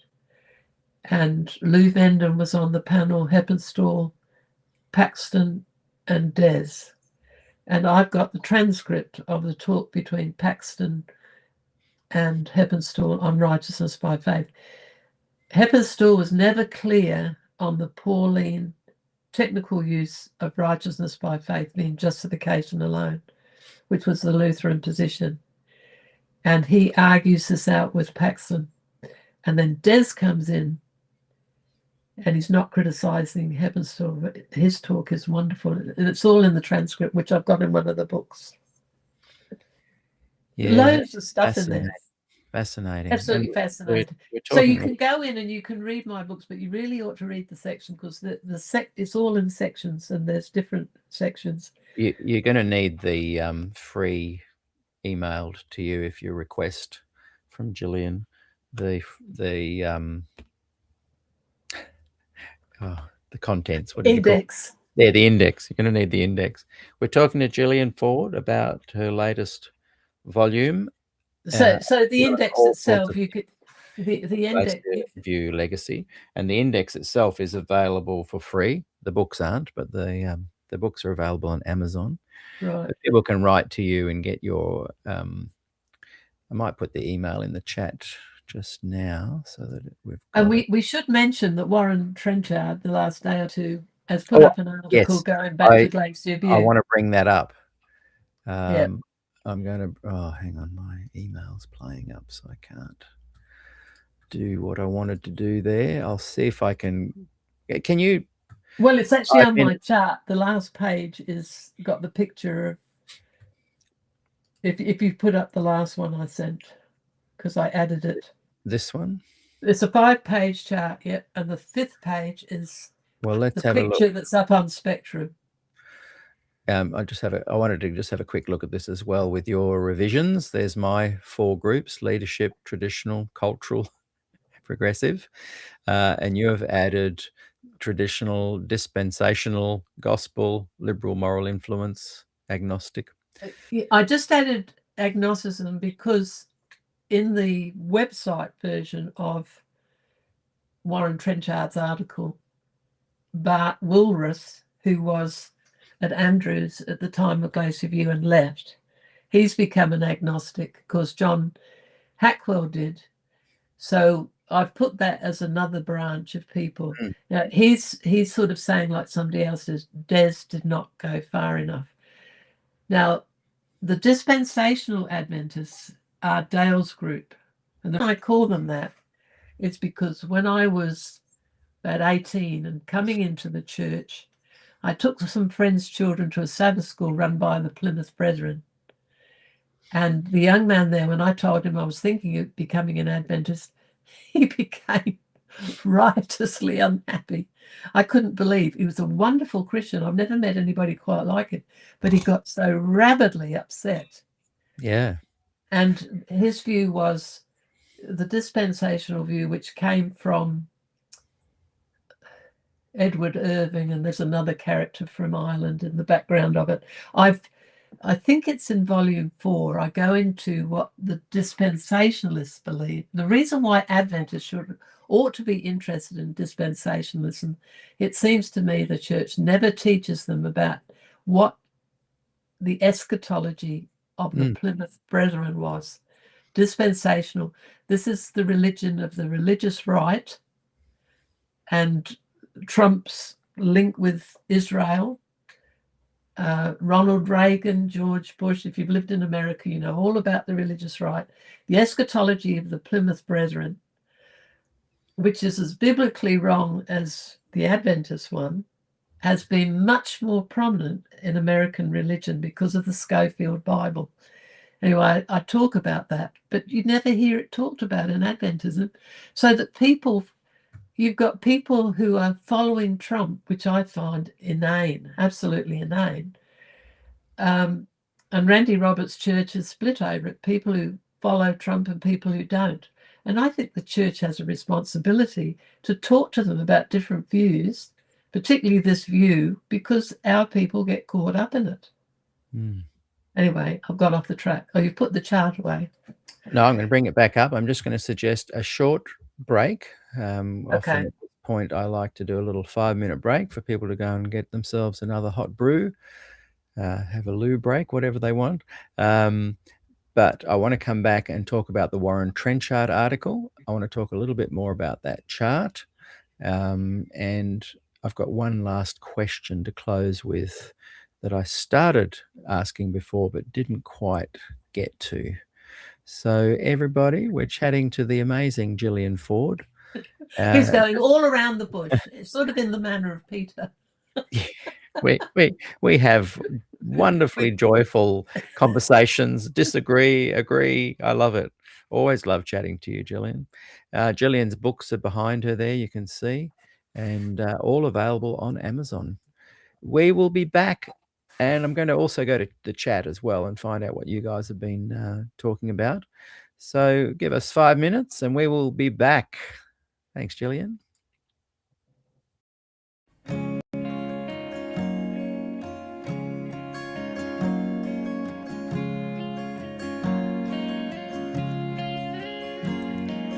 You love me so much more than I could ever know. Your love is deeper than this world will ever show. And all of life's beauty shines around this moment now. The sky and the cliffs, they seem to change my life somehow.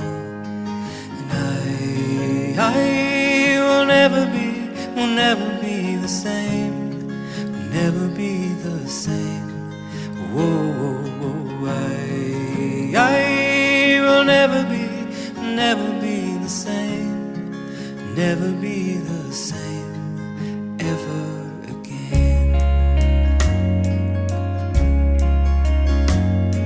Well, here I am waiting, Lord, my life is just for you. Please unfold all the plans that you would have me do. And if all the world's just a breath and nothing's here to stay, and all of the love we feel will save us anyway. And I will never be the same, will never be the same. Whoa, whoa, I will never be the same, will never be the same ever again.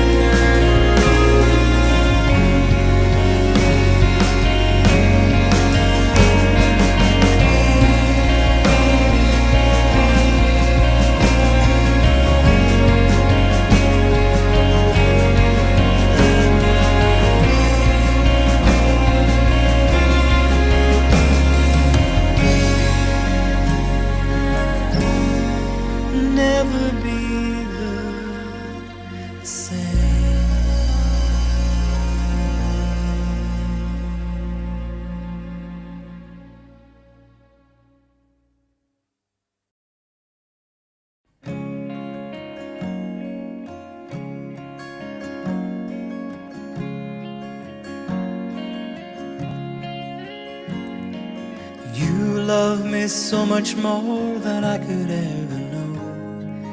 Your love is deeper than this world will ever show. And all of life's beauty shines around this moment now. The sky and the cliffs, they seem to change my life somehow. And I will never be the same, will never be the same. Whoa, whoa, whoa, I will never be the same, never be the same ever again. Here I am waiting, Lord, my life is just for you. Please unfold all the plans that you would have me do. And if all the world's just a breath and nothing's here to stay, then all of the love we feel will save us anyway. And I will never be the same, never be the same. Whoa, whoa, I will never be the same, never be the same ever again.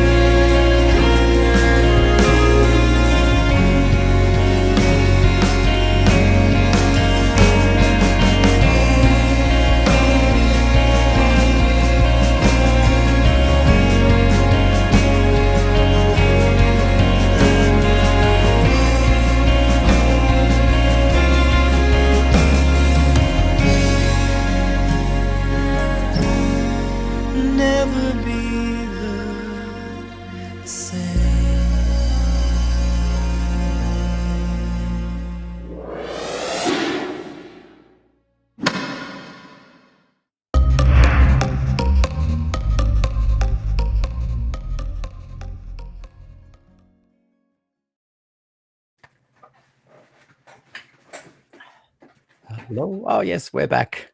And we're chatting to Gillian Ford today about Glacier View Legacy, her volume 12 in an incredible series that, did you say it's taken 2 or 4 years?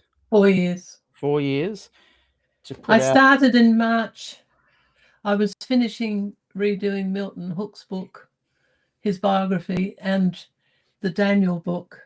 And since then, I've done those 12 books, and I've done 22 books altogether. I redid Des's 3 theses. I did, for his Manchester thesis, I did an index, which it never had. That took me 4 months on its own, and it's half the book. So you can either read the thesis or you can look up the topics. and find out every page that refers to it. And I've got the text from the page. So if you want to look at a subject thing, you know, like the polylismatic principle and so on, you can go through and do that. A lot of work. A lot of work, and all available on So what else did I Amazon. do? Now, the other book that I really want to highlight is the one you did with Monica Valas here, Bye Bye, and Here's Why. That's a really, really good book. Okay, just going to take a few comments from your. I might actually get you to remove yourself from the room and then come back. There's a little bit of we have got a bit of a bad signal. I'm just going to switch my Wi-Fi. Well, I'll tell you what, I might be 2 minutes because I'll go to the front door and see if I've got a parcel. Okay, you go and check that. I'll boot you out, and then you lock yourself back in. Come back in, okay? So we're chatting to Gillian, and I'm just going to come to some. Oh, actually, I'll bring the comments in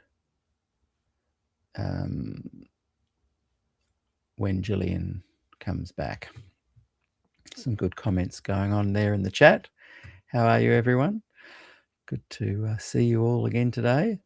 And we will be wrapping this up in about 20 minutes. But I want to ask Gillian about, and I'm going to do that soon, but about Des still kind of speaking highly of Ellen, which is good, fine to do. But did he realize that by challenging the very doctrine, and I'm just saying it out loud to you guys now so I can get the question a bit better formulated when I ask her, when he challenged Ellen White's authority and essentially did away with the church's investigative judgment belief claim, did he ponder that by doing away with that, he was unraveling the whole of Adventism, because that she claimed that teaching was given to her, confirmed to her as being true in vision by God? So by doing away with that doctrine, aren't you essentially revealing that she is a false prophet? I'm going to ask her about that and just see if Des pondered those things. Yeah, if you have any questions, feel free to pop them in the chat there. I'm also keen to hear some feedback on yesterday's program where I said, come on, gospel Adventists, leave real Adventists alone. And at 22 minutes in, I basically do a 20-minute scripted spiel, which kind of helps me land my thoughts on this more than just rambling on about it. So Gillian is back. We'll bring her into the space. Hopefully it's not. Now, I might be wrong because I heard your question. I was listening. Much now, Gillian. But this may not be right because, look, the stuff that I cover is huge in years, so I can't be an expert on everything. But I thought that Des said that Ellen White didn't have a vision about the investigative judgment, but about the sanctuary, the sanctuary itself. Yeah. Though as time went by until her death, and she was definitely supporting the Great Controversy. Oh, yes. Is that the Manchester one? Yeah. So the index is half of that book. That's a whopper. And then, yeah, so I guess though what you've got this because David Thiel came through and said, "Why don't you?" Blah blah blah. So they stayed. Gillian and David stayed with me some months. Well, the Manchester thesis is considered a bit of a hidden gem, up there with the Spectrum 79. I've only typed that about. Well, I didn't type it. I took the text out, but I typed it twice. Right. I've done a lot of work. This is Des's first thesis from Manchester. Oh, that's the Manchester one. No, that's Michigan State. And this is a study of certain Pauline addresses. Now, Erwin Gain and Roy have said Des only got a PhD in speech. However, nobody had ever done Paul's addresses before, and many world experts wanted to be on the orals committee. Yeah. They were very interested in it, and Gillie then and they this were one jealous. is a paper. This is about your friend of mine, Antiochus Epiphanes, who Yes. I wrote an essay about when I was 21, not knowing, as Des told me later, if he'd have written the essay, he'd have been fired. Yeah. Still knew nothing, but I could see the obvious. So this is about Antiochus, Daniel 8:14, and this is part of his master's thesis. So I redid those mainly because of David Thiel coming by. He said, why don't you redo Des's thesis? And I thought he meant this one. So while they were asleep, I started that one. And he got up in the morning, he said, no, he meant that one. So I did both.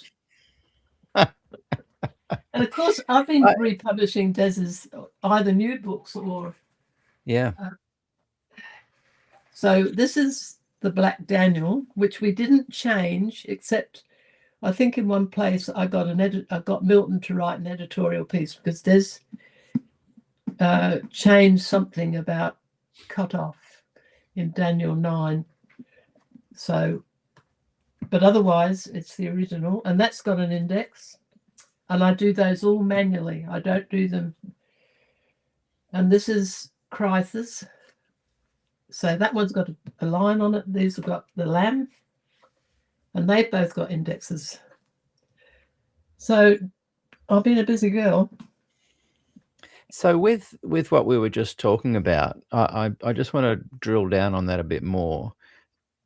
Des must probably don't know the answer. Well, I mean, he if he said there was no vision on the investigative judgment, you're talking about Antiochus Epiphanes there. Ellen definitely had visions saying that William Miller's dates were correct. Yeah, she did. Yeah. So what I'm saying is, she believed did Des ever say to you, I can see by challenging that doctrine, I'm kind of putting her in a position of potentially being a false prophet?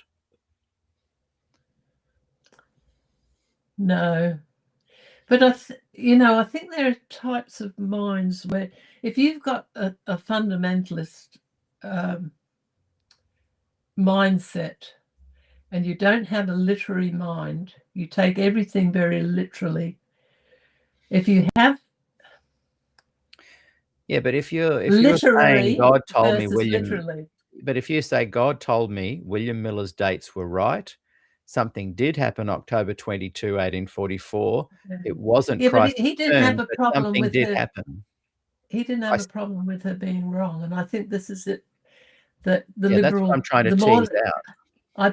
Des was a conservative. He wasn't really a liberal. He was biblical, but he didn't think anything human was perfect. So he didn't have a problem with Ellen White saying things that were wrong. Even though they were claims. I mean, I don't mind if C.S. Lewis says something that was wrong, and an academic or a scholar studying C.S. Lewis can go, oh, well, he was just wrong. But I'm saying her claims were more than just her opinions. She claimed that God told her these things, which to me, if you test those things against the fruits of how do you test a false prophet? That's a big number one box just ticked right there. Well, there's clearly problems. I think one of the big problems that the church doesn't want to get out is how grumpy Ellen White was. I mean, Milton Hook got put off by Ellen White, basically by going down into the Ellen White vault where most people can't go, but PhD researchers can. And the shock that some of her testimonies and how mean she was. Oh, very mean. Now, this is something the church doesn't want to get out. I mean, I don't mind, though. You see, that's the kind of thing that I don't mind. I don't mind if she was a cranky, made mistakes, flawed human. I am. I'm flawed. But I do mind if she says, God told me that William Miller's dates were correct. And Des comes along and says, no, they weren't. At that point, I go, there's another step to look at here. Yeah. She's claiming prophetic installation here. And I can see why people don't want Des in the church, and these guys that are wanting to somehow put the square pegs in the round holes are trying to defame him, because they want Adventism to be nice and warm and fuzzy, and she's just a, as I've got to do this every show. These guys put the book out reclaiming her. She's a lovely person and inspirational, but they want to hang on to Ellen, and Des seemed to want to hang on to Ellen, but to a lot of us who have left the church because of the teachings of the church, we go, thank you guys for revealing to us that she was a false prophet, and Des did that for me, but seemed to be able to maintain a connection with her in his kind of gospel diasma, if that's the right word. Yeah, I understand the problem, I do, but I still think it comes down a bit to how you... A lot of it's the way the church has portrayed her, because she was... I mean, there's no real answer to all of this, because I get your point when you start... You can portray her seeing all any the way you negative like. stuff. You can portray her any way you like. Yeah. But if you say, if a false claim that is claimed to be from God that she supported till the day she died, I mean, otherwise you can excuse Joseph Smith. You can excuse all the false prophets if you say, well, it's just contextual, or it's just that she was a woman of her times, or she was flawed. As soon as you start bringing any of these things into the equation and justifying her false prophecies, you can justify any false prophet. Yeah, I get your point. I can't answer that, but some people, they look at the big picture and they see more pluses and minuses. For instance, when Des did this, people do that with thesis, Mormonism. People do that with Mormonism. Yeah, but it's Look not what they've brought same. to the world. They're I nice, could never... family oriented. They think it's the same. They use these exact arguments. Yeah, I'm sure they do. They've done, and look at our heart. We feel it in our heart. But see, Des said, you've got a problem with Ellen White, don't use her. She said, the Bible and the Bible only. So he's saying, if you've got a problem, just don't use her. But see, a lot of the people, like, I remember she had some insight. I mean, this won't satisfy you. I know it won't. No. But for Des, he was reading Ellen White because of Brinsmead on eschatology, and she came up with some ideas that were innovative. He never read anywhere else. They weren't copied that he's aware of. And he goes into that in places. And she came up with an idea about 2 Thessalonians 2, and he went to Manchester to see what world scholars thought about her viewpoints. Now, of course, he couldn't use that as a source, but it was her ideas. And when F. Bruce gave him his PhD, he said, when people ask you, what is your contribution to knowledge? Point to this text, 2 Thessalonians 2. And it was an outline that Ellen White had come up with. And he said to me, I don't know where she got it from. So she had there are all these problems, but she had some... But do you think a false prophet is going to, like the very nature of a false prophet, is going to be someone who also infuses good things? That's what confuses people. And so people, I'm sure it does. People looking on see Adventist apologists as either being duped, deluded, disingenuous, or dishonest. It can only be one of those four things. Because when you split hairs on all of this and try to somehow incorporate Ellen into the equation, it just sounds like these guys. They're just trying to defend the indefensible. And I see Des in his time, and I don't judge, because a lot of information has come out since. I see him as seeing a movement of healthy, culturally profound providential movement that he infused beautiful assurance of salvation into. To me, that's why I speak up and support you and Des so much, because of that. But I think for those who have left and look back in, we go, hang on a second, why are you guys even defending her when she ticks several boxes that would clearly define her as a false prophet? Well, I couldn't answer that in a way that would satisfy you. But have you answered it for yourself to satisfy yourself? Well, remember, I have not been a member for 15 years. But it's not something that really bothers me, because I don't have this view as, you know, I think Des would say that prophets weren't always correct. Doesn't mean they're necessarily false. Look, I get what you're saying. I understand why you're saying it. But it doesn't bother everybody the same way it bothers you. And it's not because they're pretending.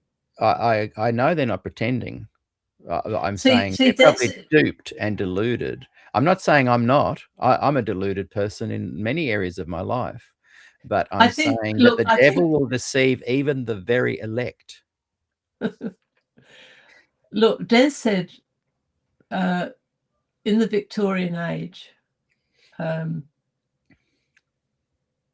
what's that idea? Progress, something of progress, was the great big, it was the great age of invention. And so progress of doctrine, no, that's not the word.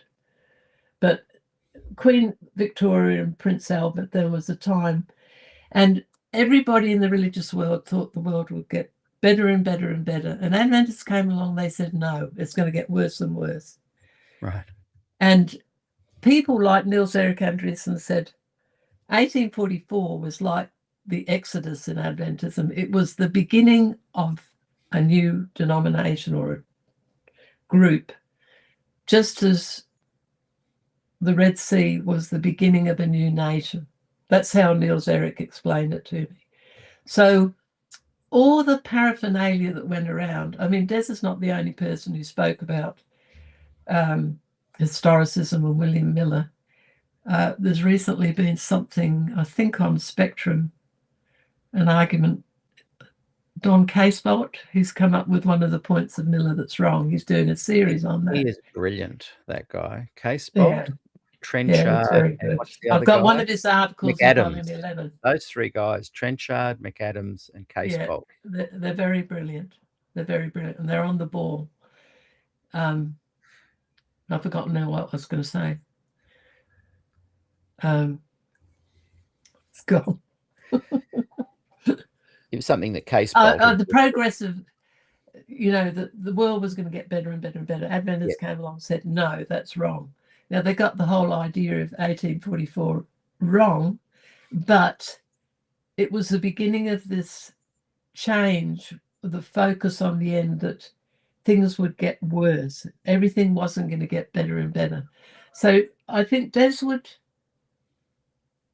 say a lot of their ideas were naive and unbiblical, and they came from groups that were, you know, the Christian Connection. They had some sort of weird ideas and so on. But I mean, Ellen White does say some really good stuff about the highest places at the foot of the cross. She did appear, and you know, I don't think that's a defense. Sorry. No, I think it's we'll probably agree to disagree on this one. Yeah, we can do that. I'm sympathetic with what you view, but you know, people who are generational Adventists whose families have not believed in traditional views for generations, they don't really see why they should leave the church because other people think they should. They're not. I think that's the criticism they make of me. They think I'm saying you should leave the church. I'm not. I'm actually just asking some hard questions and saying once you've satisfactorily answered these questions for yourself, I'm not saying people should leave. I know people say that I am, but I am saying that there's some things that don't add up. Why can't you give me good answers? Well, personally, I wouldn't have probably come into a mainline church. My parents weren't religious, but my grandmother and family were Jehovah's Witnesses. So to a certain degree, there were certain things about the JWs. I stopped going when I was 12. I made my own mind up. I didn't believe in it. And I Yeah. came into Adventism when I was about 18. I met this Plymouth Brethren man who was a remarkably spiritual man. But boy, did he get angry when he heard that I was interested in Adventism. Mm. Because of the doing away with the law. Now, I never forgot that because he was a dispensationalist. So when our Ratzlaff came along with his ideas, I recognized it instantly. And so I had dealing with sort of three cults. And there's something about what I was taught at Adventism is essentially what I still believe. And I don't see it as part of my relationship with Christ, because when I was a little girl, it's actually my grandmother gave me a booklet published by the JWs, but by Uncle Arthur. And the little girl in it was praying, and she looked up, and go remember I was really in a Christless home. I looked up and I saw God, a little bit like C.S. Lewis when he looked up at the mountains. And he saw God. Now, I look on that as my conversion experience, even though I didn't come into the church for a decade. So all this stuff that goes on in the church, it's in every church. You know, if you read the history of dispensationalists, there's a man called, his last name is Gore, I forget his first name, but I think in volume 4, I've got a number of his transcripts of his slides, because he's done the history of the second blessing, the history of all those churches. Actually, he's done a history of churches all through. Now, he's a Presbyterian. He was a dispensationalist, but he's got one on Ellen White. He's actually very positive about her. Outside people are not nearly as negative as the ones inside. And he said that he said that she was better known for her work in temperance than she was for Adventism. But anyway, he's very fair, but he's also done things on dispensationalism, and Adventists need to know the background, because this is the only way, if you understand the basic errors, that you can work out what you think. This is wrong and this is right. But I find when you look at the Mormons and you look at the dispensationalists who had a wrong view of the covenants and had God having a covenant in the New Testament with the church, but also a separate covenant with the Jews, not being, after they rejected Christ, being rejected. Parts of the New Testament are for Israel and parts are for the church. And they call what we believe replacement theology, because we teach that the church replaced Israel of old. See? So Dale Ratzlaff, when he went into that, independently of what Des thought, I instantly thought they've got to 2 Thessalonians 3 when you talk about a greater ministry, and Des turned left and Dale turned right, or whichever. They went a different way. And it's to do with the view of the law. So the Sabbath got thrown out and Ellen White got thrown out. And they were as hard on Des because, you know, as in this recent article with Warren Trenchard, somebody comes along and says, Des didn't go far enough. Yeah. Now, Des didn't go far enough from genuine belief, not because he really was against Ellen White. He wasn't. But he always said, if she's a problem to you, ignore her. But he's saying that things happen providentially in the Adventist church, but the content, the theology, was wrong. And we were meant to get gradually back to regain the gospel. It had been forgotten. But of course, when the messenger came, as usual, that wasn't the only messenger, but when he came, they kicked him out. Yeah. They shot the messenger. And as soon as somebody doesn't agree with, they do this stuff of going after the character. Well, yeah, it's ridiculous. I object to that. I object to it greatly. I've had that too. As soon as they disagree. I had a guy I was chatting to last night and this morning who watched my program yesterday, and I'd love you to watch go to YouTube, 22 minutes in for 20 minutes. Just watch that 20 minutes for me. I did watch it. Because I scripted that bit, and I feel like I kind of landed on what I'm trying to say instead of just rambling. But he was saying, oh, you how dare you tell me if I can be an Adventist or not? He then went on to say and I said, well, you can be an Adventist. I'm just trying to find out, I'm a street epistemologist. What do you believe? Why do you believe it? And can you defend it? And I get frustrated at the third one because no one seems to be able to defend it. And I'm just asking questions. And he said, well, I guess I am a progressive. Look, I'm totally sympathetic. You may not think I am. Oh, no, I know you are. I know. We're I understand buddies. where you come from. But anyway, he then said to me, oh, and I'm actually also into the Bhagavad Gita, and I've tried a little bit of transcendental meditation, and how dare you say what kind of an Adventist I should be?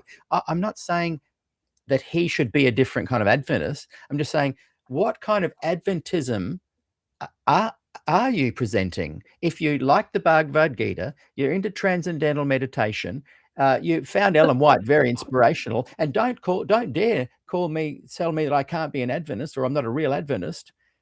I'm in search of the real Adventist, and those like Ted Wilson and Mark Finlay and Doug Batchelor and Dennis Priebe, they seem to me to be real Adventists because what they say matches the source material.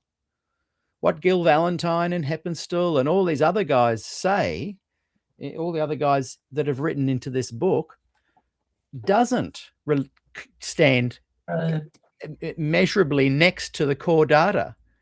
And what they then say, like my interview with Martin Weber, is that, well, they've just misunderstood Ellen White. So when Ellen White talks about the Sabbath, she's really meaning a wonderful rest day. No, she's not. And Des wouldn't have even believed it. The Sabbath is not salvific. Keeping the Sabbath is not salvific. But that is the central pillar of Adventism. A lot of them believe it is. Well, that's the central pillar of Adventism. When Doug Batchelor and Dennis Priebe and Mark Finlay and Ted Wilson and Ayrton Kohler say that the Sabbath is a key pillar of Adventism, they are meaning that one day it will become a test of your salvation. And I just throw up my hands at the scholars. I'm not saying things I'm just saying changed. you're not making sense. You're not presenting Adventism in alignment with its core teachings. I've mentioned before that Adventism is very generational. So when I talk to people and I ask them, do you know so-and-so? They say, oh, no, never heard of them. But I know them because they were well known in my day. Yeah. And of course, when I look at, I mentioned before, meetings like the one that's going on at Loma Linda, I recognise Julius Nunn, but he's left the church and gone into law. I mentioned that this talk. So these are people, and their issues are very different. They're not into what we were. They're all very different then and now, but the common thread is, what will the real Adventists stand up, and what do you believe? Well, they're a very mixed group, aren't they? And they're in two groups: one that have no idea really what they believe, and those who really do know. And even though I disagree with what they believe, they clearly reflect what Adventism's pillars teach. Mark Finlay teaches exactly what Ellen White would be very impressed with him preaching. She would not be impressed with Des. How dare you do away with Antiochus Epiphanes 470 BC? How dare you do that, Des? She wouldn't be happy with him for doing that. Do away with him? She wouldn't be happy with him doing away with that doctrine that she saw that God told her was accurate. But she did see a role, according to Matthew Cortman, she did read the Apocrypha and did see a role for, you know, they misrepresented Des on Antiochus, because he only said, you know, basically the Bible in lots of ways uses metaphors of personalities and salvation events and uses them later as a repetition to explain the next one, like creation becomes a pattern of the I flood, agree. and That's then how I see the it. Exodus and so on.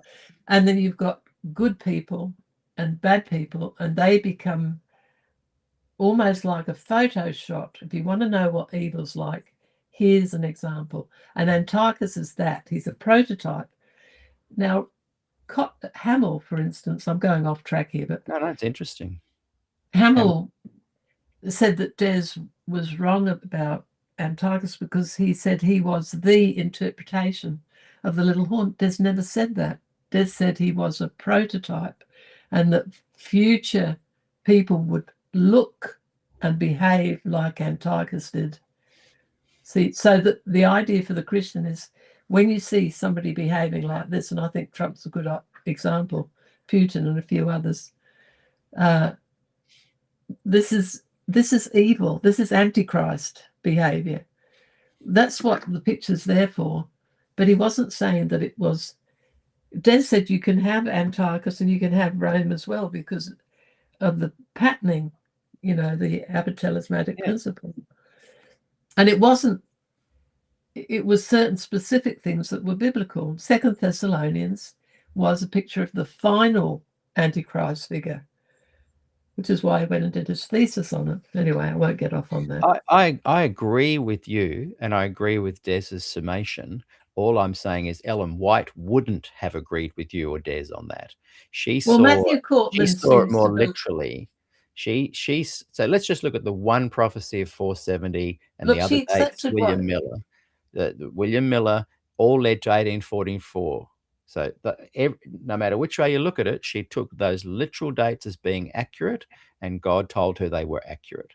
Now we can then go, oh, hang on, that's a bit incorrect and allegorical and more metaphorical, and we're going to see that kind of a person around that kind of era grow up. But she would be horrified with Bill Johnson's answer to my question, did something supernatural happen October 22, 1844?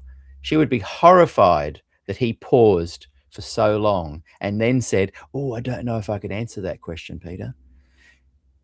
These liberal progressives, whichever way you slice it, whichever way they water it down, whichever way they see it in a perhaps more accurate biblical view, she would not have agreed with them.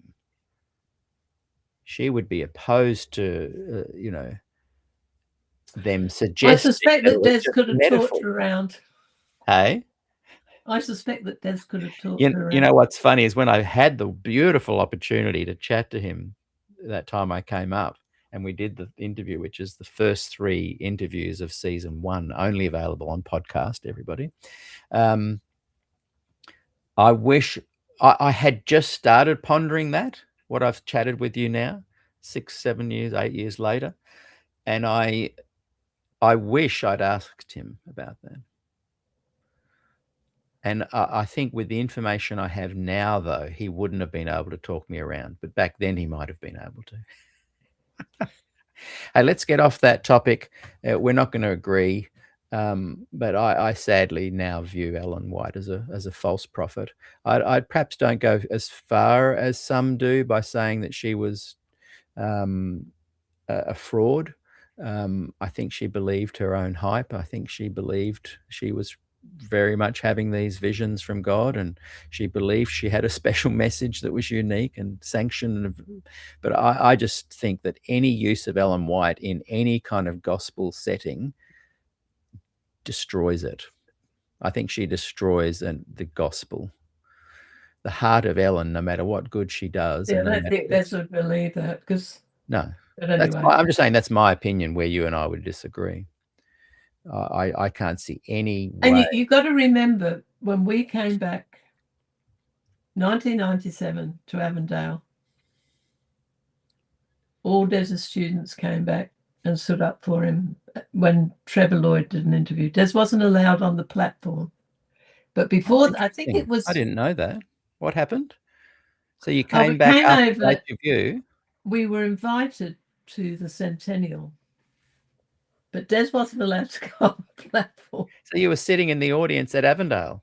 Yeah, and so Trevor Wow. came down and interviewed him, and all of his former students came up in the balcony, and they What all year was stood up. that? 1997. That was the year that I did Oh. a series on Glacier View at Castle Hill. Des did a talk in the morning. 7, yeah. Yeah, there's a talk. I've got the Castle Hill video of that year, of this forum meeting, but I didn't know that he was at college as well. Yeah, that's why he came over. Trevor Lloyd sorted it all out. Do you talk? And then at the end, he was actually allowed to go up with the others when they all appeared. But I mean, it was hilarious. But his students came back and stood up. And then, now I forget this. I think it was just before we were flying out from San Francisco to come home. I think it was in 1997. We went back to PUC, and the whole congregation stood up for us. Yeah, maybe wow. I say for us, it was for Des. I've got no illusions about that. I know you. So we had it, wherever we went, if we happened to turn up at an Adventist church, it was hugs all round. Yeah, yeah. Adventists were wonderful to us, and most of this stuff was out in the background. But unfortunately for other people, it wasn't like that. The way the ministers got treated was just shocking. Wasn't like that. And the thing is that really, because of Ted Wilson's had a huge impact. He's been so right-wing, supporting LGT. And anybody who tries to say anything, Vern Palmer. Ellen White was LGT. There's over 1,000 passages of hers that support LGT, last generation theology. Anyway, let's leave that alone. Well, that is a topic that I'm very interested in, and it's a good opportunity for me to be able to say, I'm not saying you can't be whatever kind of Adventist you want to be, but please, if you're engaging with me, I'm talking to viewers and my critics. If you're engaging with me, all I will do is say, well, what do you believe? Why do you believe it? And can you defend it? That's a street epistemologist's manifesto, those 3 questions. And so what I'm hearing, though, is that when they get to the point where they can't defend it, they say, oh, you're attacking me. You're telling me I should be this or that. No, I'm not. I'm clearly not. I'm clearly just challenging you. And you haven't, not you, but when I get into that situation and they can't answer, I then go, well, what kind of Adventist are you? I can talk to a traditional Adventist. I never have that problem. They tell me what they believe, why they believe it, and they defend it. I want to make a point. It's to do with volume 12. Yes. I'm an equal opportunity historian. So I've got a section in there about what didn't they like about Des. And the first one is Dr. Ford's Dangerous Doctrines by George Burnside. Oh, yes. So I put the whole thing in. I had to retype that. I couldn't scan it. So. You've got the Dangerous Doctrines in here. Yep, Dr. Ford's Dangerous Doctrines. And then I got an article by David Duffy, who was a psychiatrist at Loma Linda, a very Christ-like man, opposed to Des because he was a Wesleyan, and he did an article that was published somewhere on what he objected to with Paxton. So he's a Wesleyan. So I put that in because down the line, people may not know where to look for sources. So I'm telling you, this is what they didn't like about Des. Now, the third one I picked was by a man called Roy Gratz. And I didn't look at it closely, but it was a history of the investigative judgment. And I thought it was definitely be anti-Des.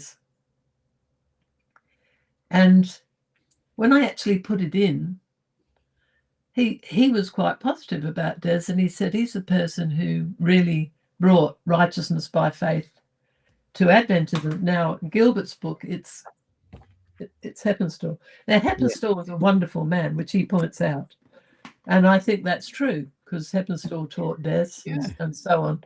But it was much more positive about Des than I thought. But I deliberately put that in, and I've done that before. I've got another paper of George Burnside, because people need to know, well, what were they saying that they didn't like about Des? Yeah. Yeah. See, and you'll like that being in there because you like George Burnside a bit.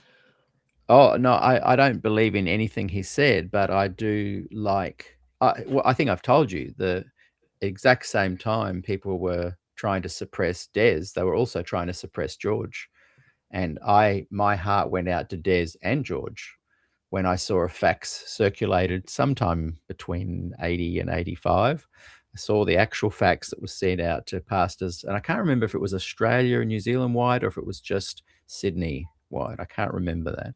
But it said, do not invite Des Ford or George Burnside as a guest. And so that made me go, well, I will speak up for both Des Ford and George Burnside, because my thing is the freedom of speech suppression is what I don't like. Now, we don't need to go over this chart very closely. No, but I'll come back. We'll tape too long. Just let me say briefly that among the progressives, you've got 3 groups on sort of next page. The next page. Yeah. Just sorry, I've got to go to another. That's all right. Is down here, you mean? So you've got what Des believed. Yeah, this one. Going down the plug hole. Yeah, going down the plug hole. Because this is essentially, I've worked on this chart. I've done about 8 versions. I'm not happy with any of them. But anyway, it's the path of Bob Brinsmead. He starts off as a traditional Adventist, and then he gets the Lutheran position, and in the 70s he goes gung-ho on that. And then about 83, he becomes moral influence, Loma Linda type religion. And then he goes out. So that's going down the plug hole. That's what I called it. But I haven't got any mention of Bob in here. But he was, and now I've just sent him I've sent him all my books. He's read them all. He's going to read them all again. He's quite an amazing man. But at the moment, he's on some big thing about AI. And look, it doesn't make any sense to me at all. So he's somebody who goes from one thing and sort of tends to go to another. Because the people who knew him and worked with him said he had Asperger's. That explains a lot about a lot of people. I've probably got a bit of that. So anyway, you've got these 3 views of gospel Adventism, and you've got the what I call dispensational Adventism, and it's probably not completely true, but it reminded me of what the Plymouth Brethren said. They've got a different view of the covenants. They do away with the law. They're very sure they're right. And of course, they're very anti-Ellen White. They largely leave the church. These are the people that you went over to when you went to Dale Ratzlaff's memorial. Yeah. And Des and Dale were very good. Now, the other day, just as a sideline, I asked Grock, was Dale dispensational in his eschatology? Because I've told you there's these 2 main ideas, one from Adventism and one from British Plymouth Brethrenism, which is what the religious right believe, that in the end, the whole focus is going to be on Israel. Armageddon's going to literally take place over there. They're going to build a new temple. There's going to be a red heifer born one year. They've by far outperformed Adventist eschatology, but a lot of Adventists don't know this, because I talk to people, they don't even know what I'm talking about. It's a very real thing. And a lot of Adventists are divided. They hear this about Israel. It sounds very reasonable. So you've got this huge division in the church over eschatology. And I've got an article in volume 12 that David Thiel wrote about this. It was in a recent, I think it was Spectrum. Yeah, I read that. They didn't publish it. They put it in on a blog, but I've put it in my book. Now, they were always against Des, and to me, being with Des, they had the same spirit. I'm not talking about Dale particularly. Well, before I say this, I was talking about dispensational eschatology, and I asked Grock, did Dale believe in dispensational eschatology. He said, no, he didn't. He would talk about the two different ideas. He'd given up 1844, but he never published anything saying he agreed with dispensational eschatology. However, the Tinkers, Colin Tinker has. So it just gives you an idea of sort of how I've classified it in my head. So they were opposed with Des largely because they thought he didn't go far enough. He didn't boot out Ellen White. He didn't throw out the Sabbath. But Des did that because he genuinely thought there was a case for both. Now, I assure you that's true. And he never threw out Ellen White's books. He knew her encyclopedically. And Russell Woolley came through. I'm sorry I'm going off at tangents, but I have a lot of interesting things happen. Russell Woolley came through and visited me with Laurel for about 5 hours. And he said that be in the 80s or 90s, that Richard Lesher, wasn't Richard Lesher, was somebody in the Ellen White estate. Oh, I wish I could remember his name. He was running the Ellen White estate. And Russell said to him, who of everybody you knew the most about Ellen White? And he instantly said, Des Ford. Because when Des used to walk with his, the Standishes and the others, he constantly out-whited the whitists. So it's very well known.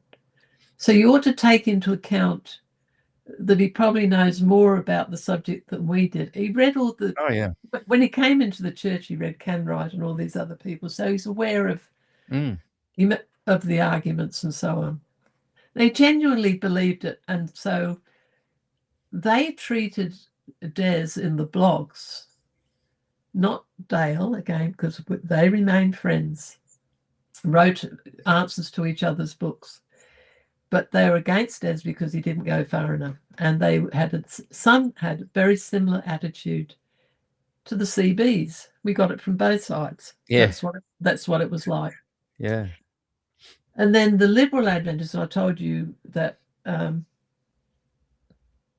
Brinsmead, I've got an article, an interview with Doug Hackelman. Now, sometimes there's something called Hack's Place, H-A-C-K, Hackelman's Place. And he has got his Adventist Currents, which he edited from 1980, the 80s, no, 70s to the early 80s. There's some wonderful articles in there. Really good site. He's a wonderful writer. And currently, by the way, this again is a sidetrack, Doug is writing an article about Doug Weaver. And it's going to probably be a whole issue of Spectrum. I wanted to put it in volume 10, but I'm now thinking I'll publish it as a separate book. Volume 13? I've got some stuff by Doug Weaver in volume 12, but that's back from the 88, I think. About, what was it about? Doug Weaver. And the Damon. Israel Damon, you know that thing where Ellen White was on the floor and prophesying about people and so on.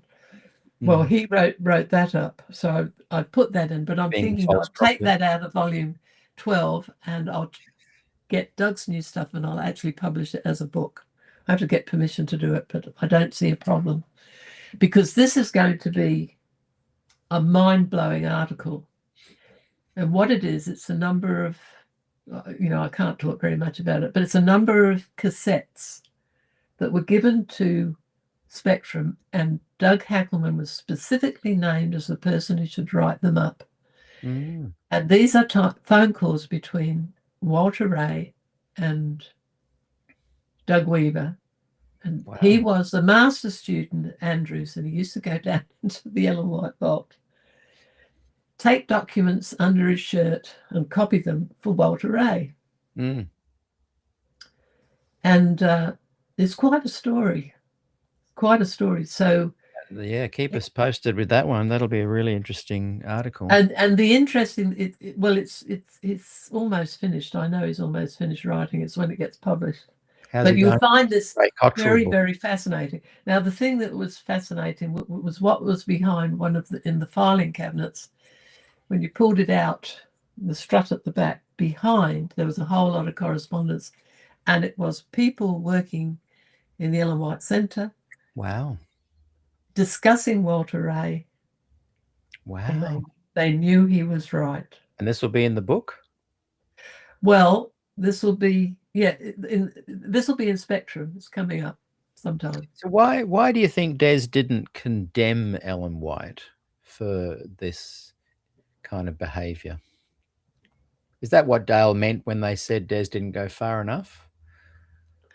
Like, Des didn't believe the Sabbath was salvific. Keeping the Sabbath was a salvific or a test for salvation. He didn't believe that. He didn't believe Ellen White was a false prophet. He wasn't bothered by plagiarism. He said everybody copied from everybody else, and he talked about. But they didn't go into the plagiarism. No, there's definitely, this is a very fallible person. I agree with you on that, but is Dale saying Des didn't believe the Sabbath to be salvific, but didn't go far enough in publicly saying that? Well, they did away with the law. You know, this is the dispensational thing. Right. That the old dispensation is the law. And there's an element of truth in that, but it's not quite right. And so they threw out the Sabbath, and they thought Des should have. Well, didn't he throw out the Adventist version of the Sabbath, the Ellen White version of the Sabbath? Didn't he but they didn't see any place at, Sunday. It's first day of the week. They publicly said that they threw it out. They basically accepted the opposition's version of Sunday or no day. That was a big issue back in the day.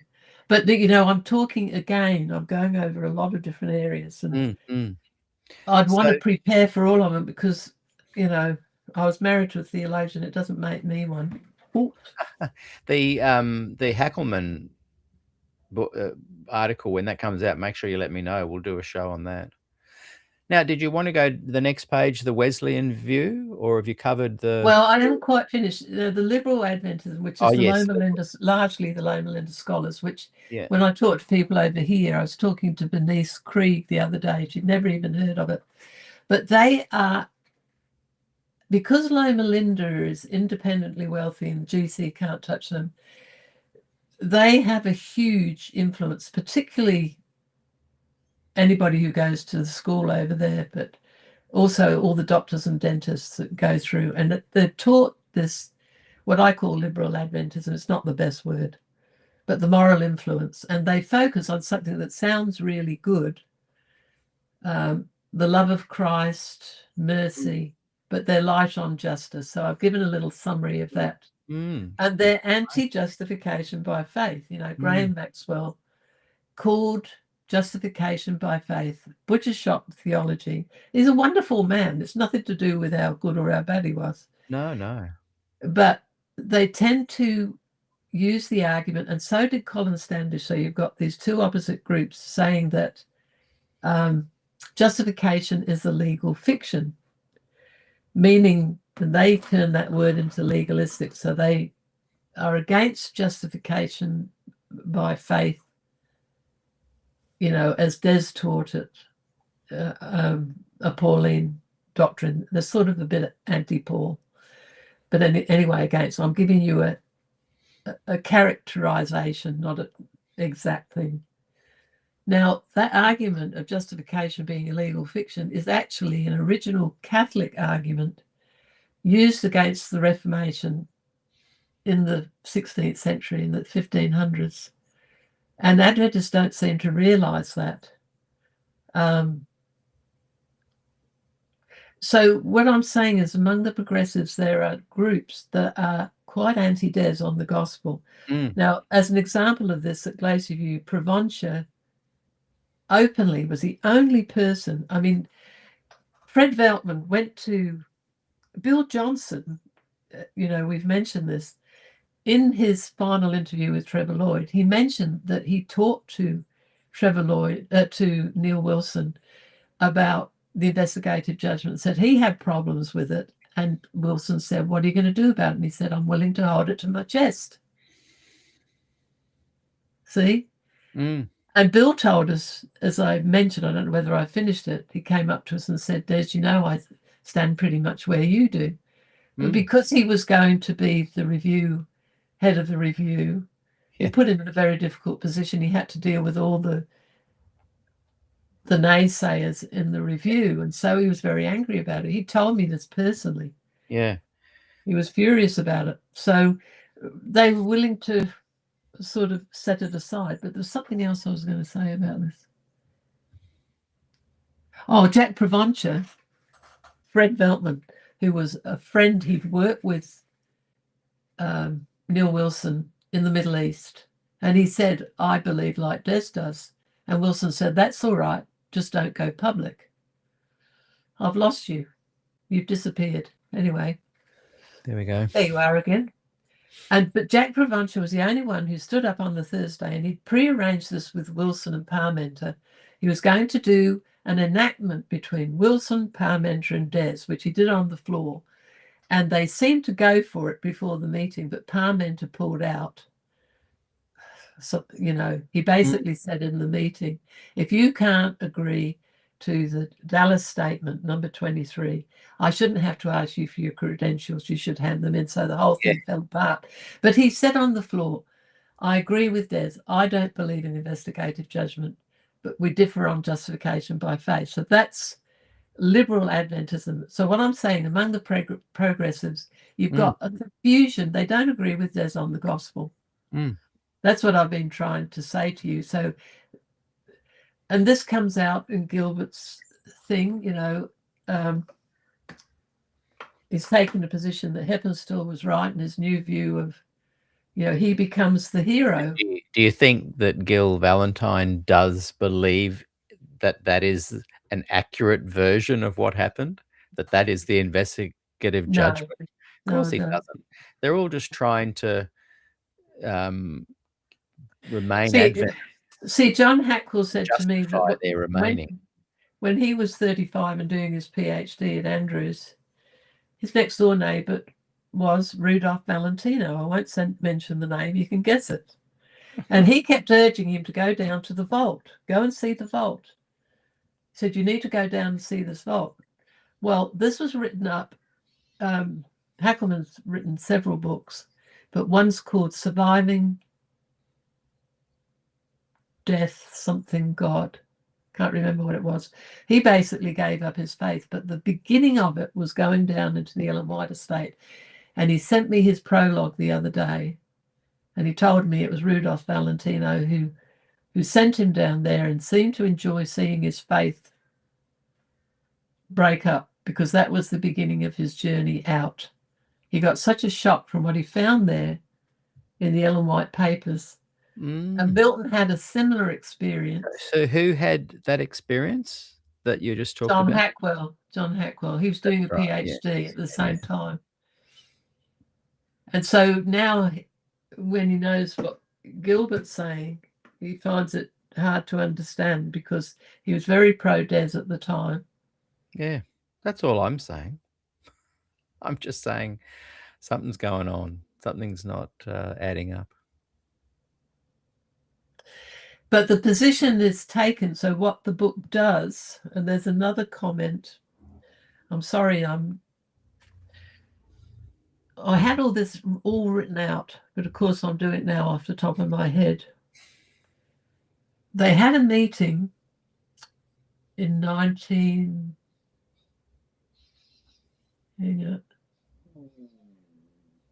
tummy rumbling because I haven't eaten. I think it was the 40th anniversary of the forum. They had a private meeting, invitation only, at PUC. Now, I was alive. Des couldn't have gone, but I could have, because nobody ever invites me. I was a witness. I'm one of the few still alive. I guess I'm perverted by my husband, so what I say is not worth anything. Anyway, they had a meeting. They didn't keep any notes.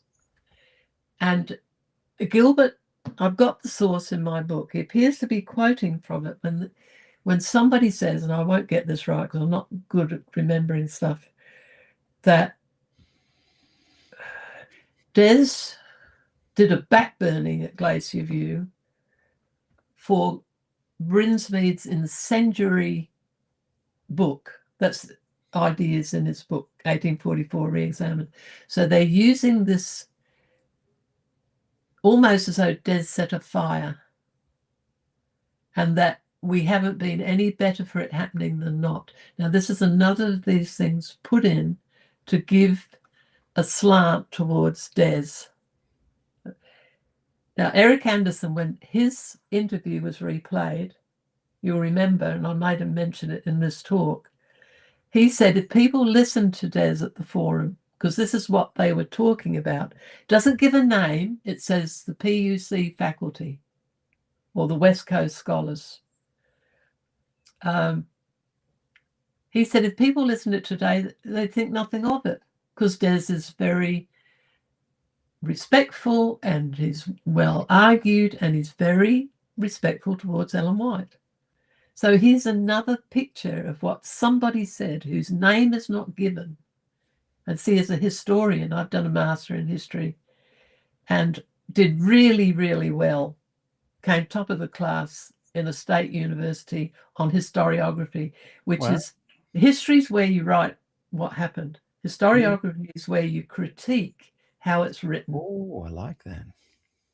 Yeah, and I was good at it. And you look at what's the agenda of the person who's writing this, how are they using their sources? You know, the sources with, you've got Heppenstall, who's annoyed. Three of these things that I object to are by Heppenstall, who's obviously upset with Des, and therefore he's skewing the information, he's bad-mouthing Des, and Des never did any of that with him. He never did it in the home. Yeah. He never did it in the home. Des never even explained to me what his difference was with Heppenstall. I've had to learn it through Gilbert's book. Yeah. To see, if you're writing history, if you did that for uni, they'd mark you down. Yeah. They want primary sources. They don't want gossip. It's slanting the history for a purpose. And see, the book is dedicated to George Knight, George Knight is his hero.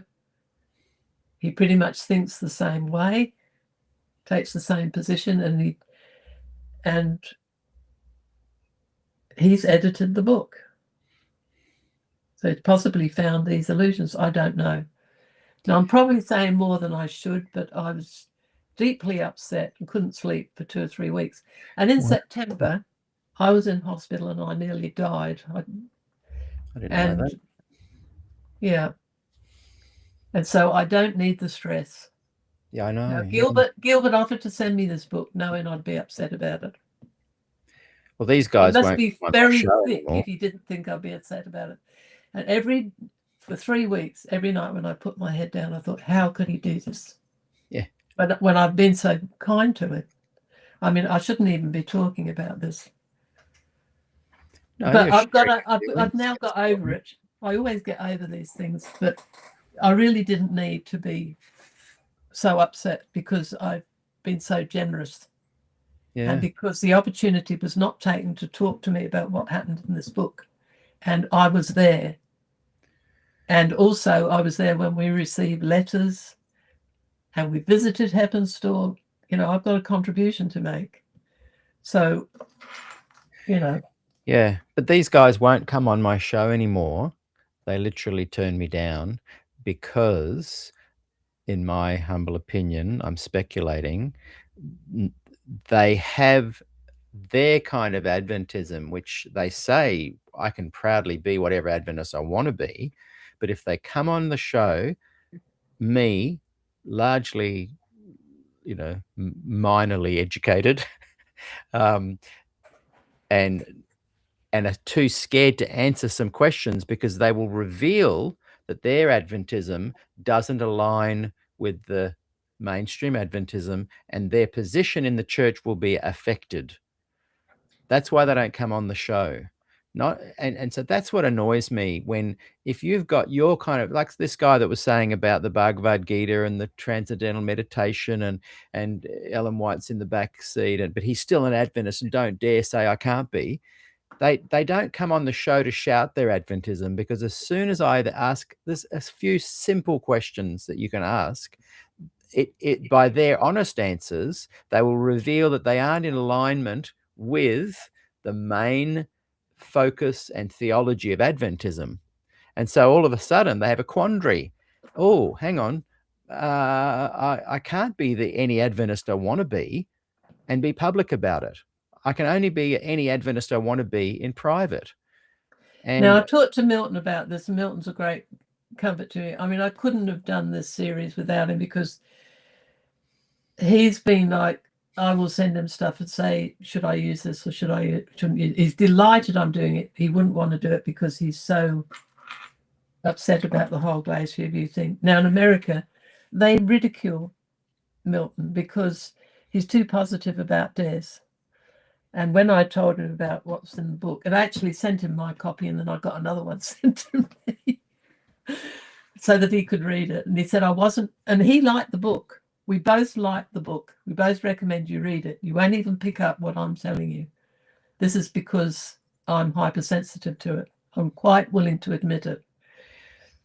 But the word he used, and also of reclaiming the prophet, which he said was a cosmetic job. He said they are laundering the history. They are laundering the history. they're revising, Meanwhile, not reclaiming. Meanwhile, if I didn't mention it, I might have. There's an article, I think in Adventist Today, by a black Adventist accountant, and he said that the church has deep problems because 70% of the youth are leaving. Yeah. Now, these people, these scholars who now want to, not only of the leadership said Des is bad news, not only the CBs, but now the scholars have said, we're better off if he said nothing. Yeah. They're talking to each other while Rome burns. It's interesting you say that about the 70%, because I find that to be a very accurate number. But by not being true Reformation Adventists, young people see them as being disingenuous. When young people hear me they're not even interested. They're not interested in the investigative judgment. No, but they are interested in people being authentic. They don't care what the topic is, but they can smell a mile away people who say, I can be any Adventist I want to be, but I won't say it publicly because I might lose my standing in the church. I might lose my job. They don't care what the topic is. Young people, I get messages from them all the time. Surprise, surprise. Young people watch the show. And they are sick of the inauthentic behavior of the progressive Adventists. They're sick of the traditional do it or you're going to be damned for eternity. They are sick of that. And that's why they're leaving in larger numbers than your normal Protestant movement. So I'm offering an opportunity for people to come on my show or any social media show who claims to have a version of Adventism that they want to share. Crickets. So that's the problem, not what the topic is.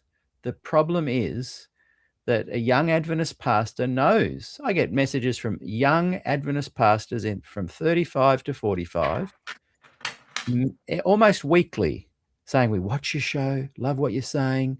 We wish we could speak honestly. And they know they can't because they will lose their jobs. And so I'm offering an opportunity for public dialogue. And I mean, it's a bit silly because the same kind of ad hominem attacks get thrown at me like they did for you guys. But I'm trying to be positive. This is a chance for you guys out there watching who have a unique Adventism that you believe is worthy of being heard, and you're going to stand by it. Come on the show and share that, because that will bring resolution.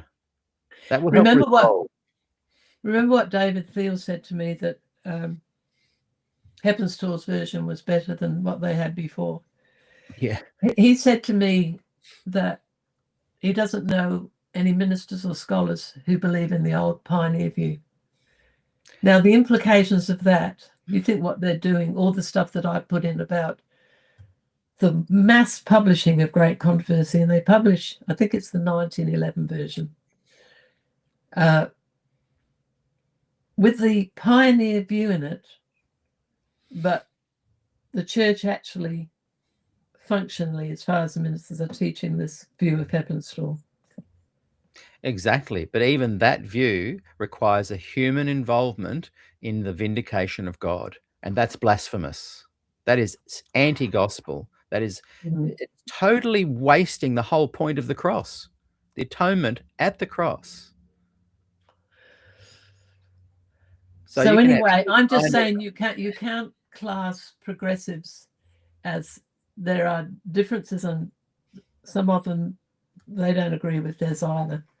Oh, I know. My you know, little Venn diagram here is trying to show that the traditionalists want to uphold the authority of Ellen White, and the progressives are liberals, revisionists, big tent. That's not my Adventism. I wanted to fit in a whole lot more because they don't like being categorized. But either way, the progressive Adventist, some hate Des, some love Des, some stand for Des, some don't, some are secretive, some are public. But either way, they all question the validity of Ellen White's claims that something happened 1844 that night. They're willing to ask questions, but because they won't be public about it, they're turning the church into the little green subset there of cultural. Like, this is not drawn to size, and then leadership sits above there and does what they want to do, keeping the money flowing in. And I'm just trying to say, like, I don't know why people are pushing back on it. I'm just saying, come on, you guys, be accountable. Say we could have done better. I'm not judging for what they did then, but I am judging what they do now. They're not being... Well, they did the wrong thing accountable. 40 years ago, and it hasn't really changed. So exactly, yeah. I think We've got that point. Whether you're in one group or the other, or there's 55 subsets of progressives and they all fight and disagree, either way, in 1980, the line was in the sand and they could have done better, and they didn't. So now's the time to go, what could have we done better? And all they see, well, what's great is that no one's talking about it anymore. Young people don't know anything about it. Oh, but 70% of them are leaving. That's why, because you guys won't talk about it. You've got a point. I think we've been talking for 3 hours. Yes, we should go, because I've got to go and pick up Renee in about 5 minutes. Do you want to just talk for 5 minutes on the Say that again. page? Say that again on the Warren Trenchards. Yes, I'm just going to bring that up. Did you want to? I mean, I love our chats, and we could easily do another 3 conversations just on this. And look, we're not rambling. These are important things for people down the track to actually. Oh yeah, you got that one, so you don't need mine. So this article is just let me talk a little bit about it. I found it actually fairly heavy, but that just might be me. He's talking about the consensus statement, which he calls 2, because it was divided into the biblical consensus and the Ellen White part. So it was in 2 parts, but it was a consensus statement. The consensus statement was a group, I don't know how many there were, it might have been 14. No, I better not say how many groups. They had little groups, and they had a super head person, and then they had a secretary and somebody else on each committee, and they were given set questions. Remember, they never opened Des's manuscript, and many of them had never read it. That's what Cottrell said. Yeah. So they were given set questions, and mainly Bill Johnson and Fritz Guy went on for 4 days. So that would be the Monday, Tuesday, Wednesday, Thursday. They took these things. They were presented in the afternoon. So we did hear the results. Each representative would get up and say what had been dealt with that day. So then I think Bill Johnson and Fritz Guy stayed up all night, and they wrote the consensus statement. And remember that when Des read the consensus statement, he said, I can live with this. It goes towards my position in 12 key positions. 7 of them are key. And afterwards, Wilson didn't want to hear this. They didn't believe him when he said this on the Friday. And he told Fred Mountain, he said, I can live with this because now this is a little bit complex, but I'll pass it by you. So Warren Trenchard is only talking about the consensus statement, and he finds it quite unsatisfactory, and he gives you the reasons why. But that's not the thing that was used to fire Des. No. They used the 10-point statement. Exactly. Now, here's something interesting about the 10-point statement was where Des differed from the Dallas statement. That was the idea. Number 23. Now, in actual fact, when you read number 23, it doesn't give the pioneer position. In Great Controversy, it gives Heppenstall's position. Yes. So my question has been, so they actually fired Des by the pioneer version, not by Heppenstall. They didn't fire him by the Dallas statement. They said they did. They fired him by... Wow. The 10-point statement was 10 points where Des differed from the pioneer position, not Heppenstall's position. Wow. Boy, I did not know. And I started wondering to myself, was this deliberate? Did the leadership know? And I think they did. Yeah. That was a very clever thing to do.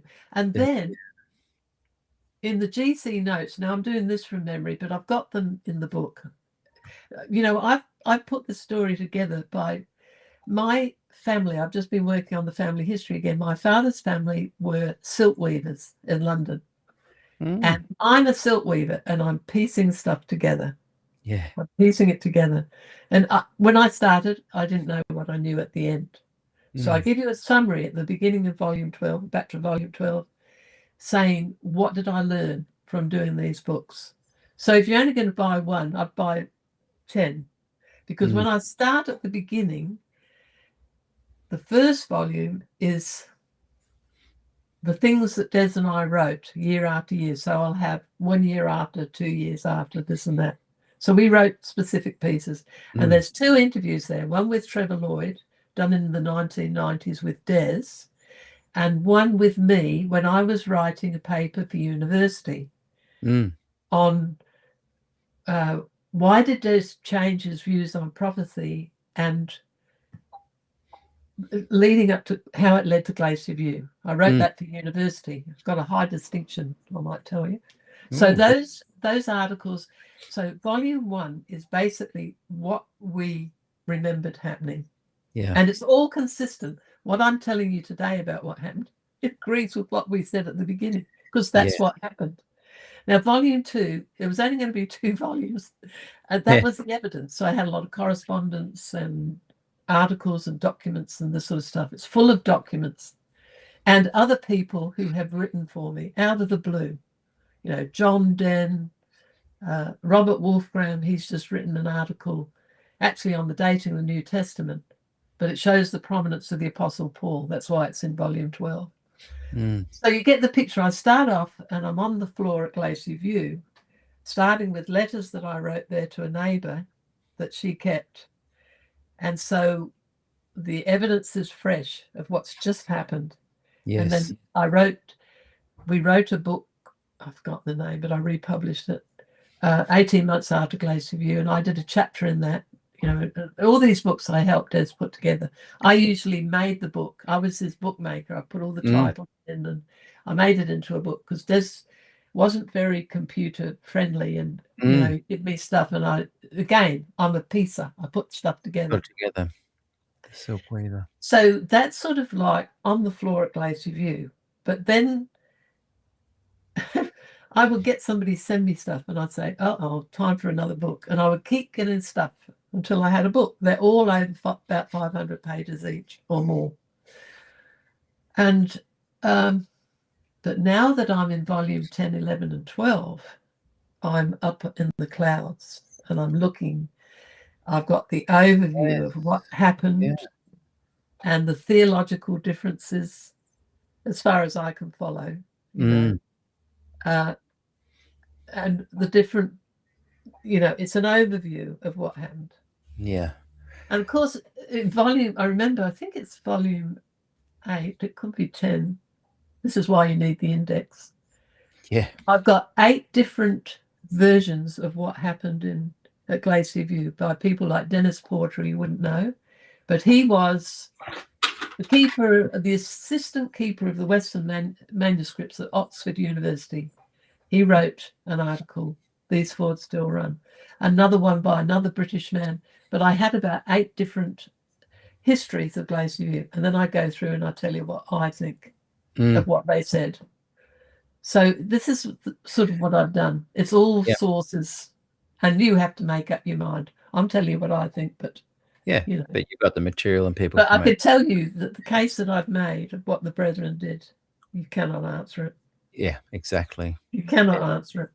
No, exactly. And these days with social media, they can't hide it anymore as well. So hopefully down the track. And my friend Elon Musk is going to put it all on AI. In Grok. I don't want to make it digital. I don't, I'm not ready because I don't want to have somebody. Do they have access to? I don't want them to Amazon, put a fat wire on me. Hey? Do they have access to the books on Amazon? They can't actually see the text. You'd have to upload that yourself into Grok. Anyway, so that's they seem to be able to read stuff.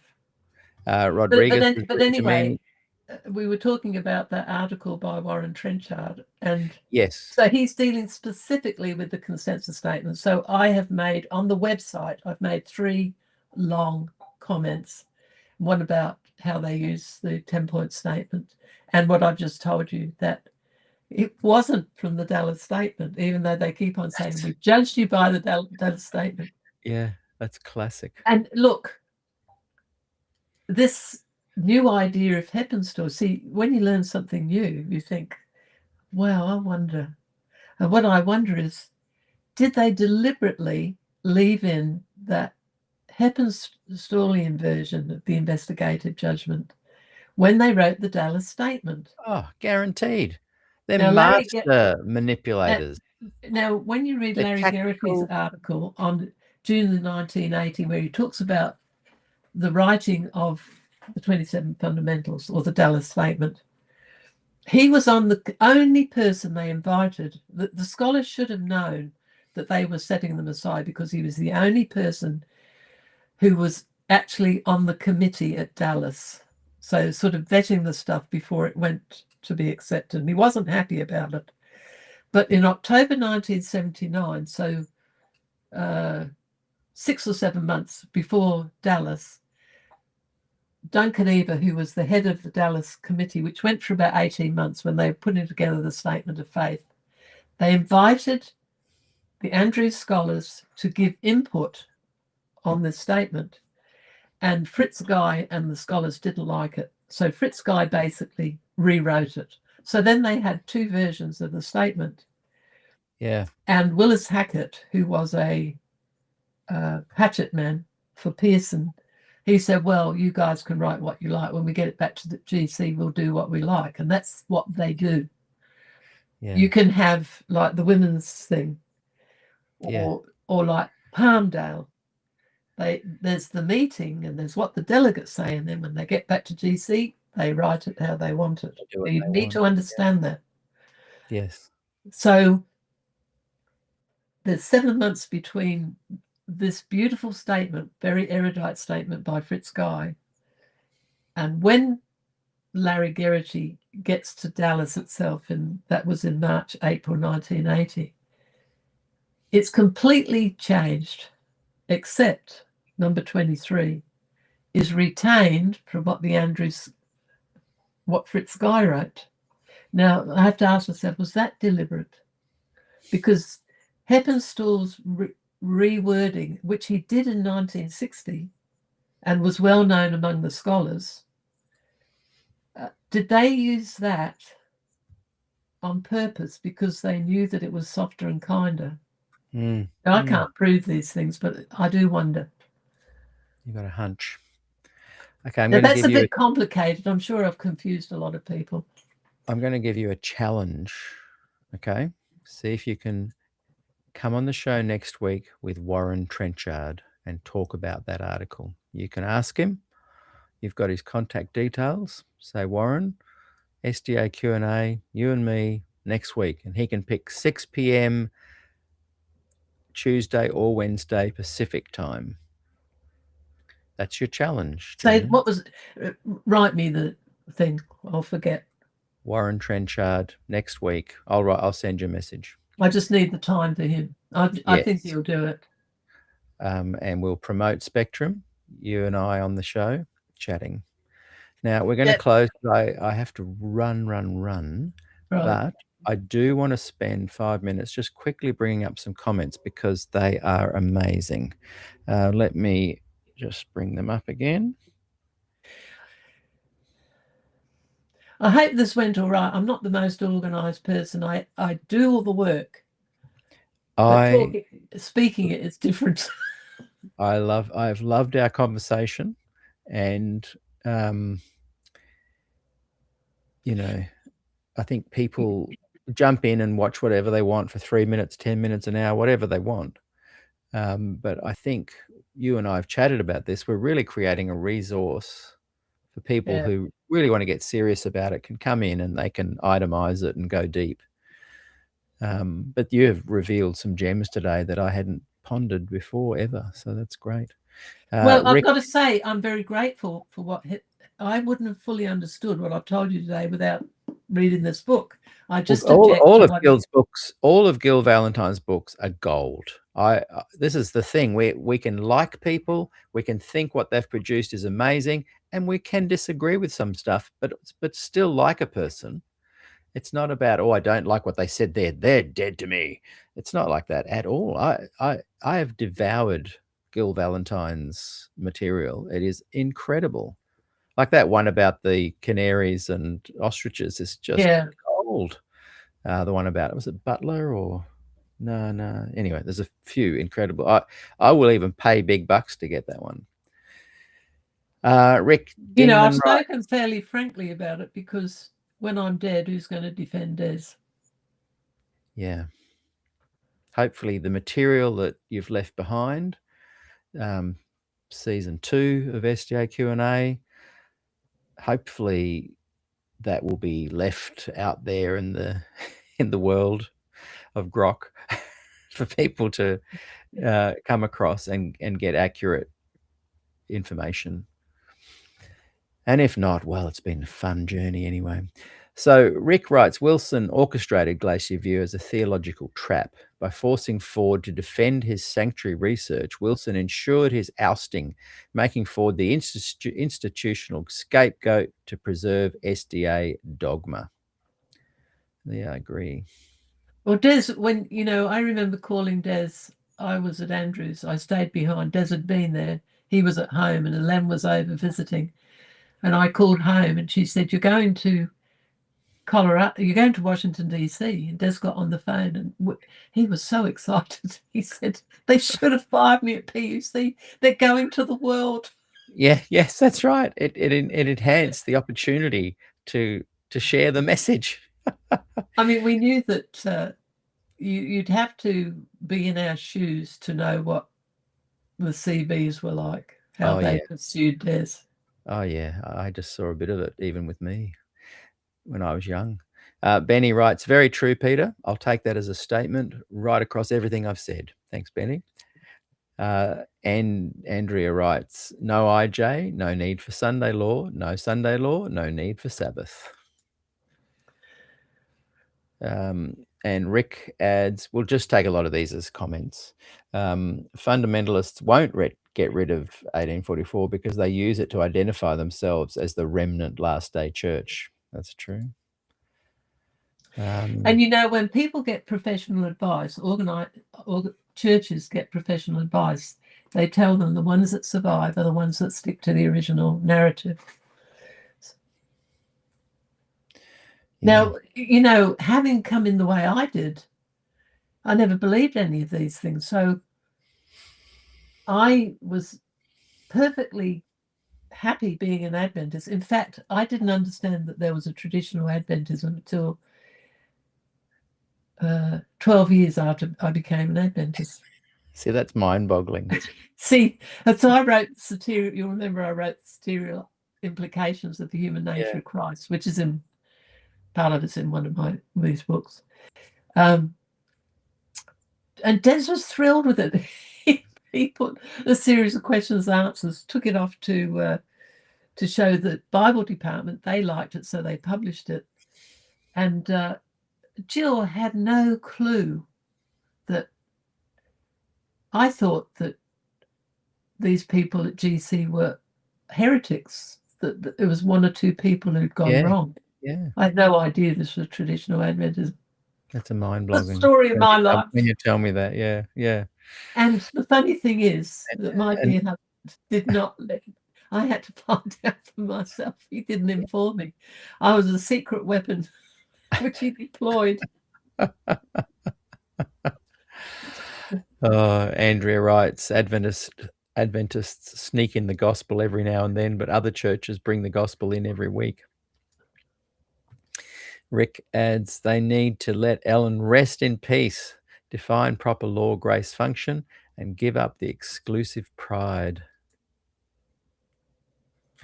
This is a good one. They don't actually stand up against faulty IJ doctrine.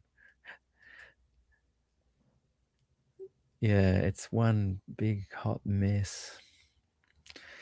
Boy, there's a lot of great comments here. Those watching, if you want to read the comments after the show, you can still find them apparently, but I might make a little video on how, because a lot of them are great, but there's a little toggle you switch and it goes back to the comments that were live. It's usually as you listen to it again on YouTube. Yes, you have an option. If you hit the chat thing or whatever it is, it will show it. Well, you can actually go in and do a transcript. Yes, you can do transcripts now, yeah. You can even, once it's processed, you can, a couple of days later, you can even get ChatGPT to write a script and leave out waffle. Oh. I'm pretty good at waffle myself. Yeah.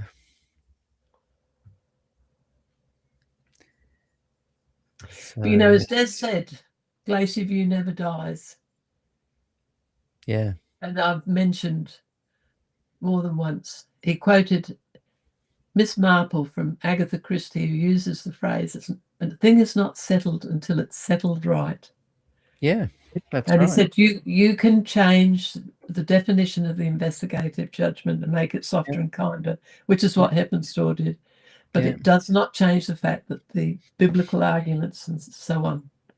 Yeah. No, as I said, Heppenstall found a way to bypass that central doctrine about the little horn and the central, you know. But even then, it was still lipstick on a pig. Which Ellen White believed all her life. Oh, of course. Yeah, she was wrong, and God told her she was right. Cindy Lou writes, no need for any IJ nonsense. Angela Lima writes, yes, they continue to talk about a pre-Advent judgment, though, instead of IJ. Same thing. Yeah, but see, when they talk about that, they're talking about something that happens when Christ comes. And Des believed in that, but it's nothing to do with 1844. Yeah. See, the date is gone. When you read about that, the idea of pre-Advent is talking about as Christ comes. Yeah. And that judgment is not investigated. Jesus is the one who went through the investigative judgment on the cross. The judgment at the end is rewards and punishments. Yes, yes. And if you read my Bye book and what R.A. Grievous, there's a good section on there about the different words used for judgment. It's very good. Yeah. And that book's not expensive, so you can at least buy that. Bye, and here's why. And here's why. It's a really good read. I enjoyed that book. Really opened And the reason I did that, because some of it was in another volume, half of it was in and half of it wasn't. I put it separately because you can read about the same issues that Des was concerned about, and you don't even have to read his name. I will save you the unpleasantness of having to deal with the name of Des Ford by looking at what other people said. Yeah. Chanel writes, Adventism are culprits for constant morphed theology, history when it suits their new and improved narrative. And Mountain View, you're back. Who are you, Mountain View? Share your real name. You're Australian, I'm guessing. Mountain View's America. I know, but I feel... Oh, no, they are California. American. They are American. I've just remembered something they said yesterday. I always appreciate your interviews with Gillian. I have the first 7 volumes she has done on Glacier View. Now I see I need to get 5 more. You do. I feel, they're not cheap, but... Jude has said Gillian has done an awesome job. Well done, Gillian. Thank you, Jude. We try. I was uniquely qualified because I did a degree in languages at Avondale, French and German. Now, I did Greek at PUC, and then I became a typesetter when I was 40. I went to work in print shops, and I learned on a variotyper, and then transferred in 1983 when they brought out the Mac. I learned how to do it on the Mac. And I've always been a researcher in health, and then I did an amazingly complex job of my family history and Thomas Cartwright and a man called John Manningham. And that's where I learnt how to do what I've done in these books. But I think the main thing I do is it's pulling stuff together. Yeah. Sure. It's my old weavers weaving a tapestry. That's me. Schley writes, why did Des continue to carry water for Ellen? His doing so kept people holding on to a false prophet and false religion, a monumental blunder. Well, it's an opinion, but, he was extraordinarily knowledgeable about it, and he just didn't agree with that. He thought that... but anyway, it's useless. People see it the way they see it. Yeah. I agree with Mimi West. The real answer is that she is a false prophet. Andy writes, unfortunately, even Des couldn't let go of Ellen. I will the Bible only. I will always be grateful for Des for his explanation of what happened at the cross and exposing Ellen White. That's an interesting thing that Jack says there, because I view Gill, Denny 14, what's the other guy's name that was influential to me on this one? McAdams, Butler, Ron Grable. Those guys exposed Ellen White to me, and so did Des. So I'm very grateful for that. But ironically, by exposing Ellen White, it led me to leaving, whereas to a lot of people, they don't like to feel that they've got to expose her. They want to revise her and reclaim her. Oh, dear. To stay loyal to her doesn't make sense, says Jude. Well, I have explained, but oh yeah, and look, these are just people now sharing their opinions. Yeah, we don't have to. You don't have to defend Des's view there. You've done that substantially and very well. Angela's talking about a lot when I mentioned the 4Ds of Adventist apologists. They're either deluded, duped, disingenuous, or dishonest. She's saying delusional. Jude says, didn't Des kind of like Ellen because didn't Gillian say earlier it was because Ellen brought him into the movement? He used to hear Lawrence Naden preaching, and he was a real gospel man. And he quoted Ellen White. And Des was, he read, most people wouldn't keep up with him. He read 5 hours a day from when he was a teenager. And he knew literature.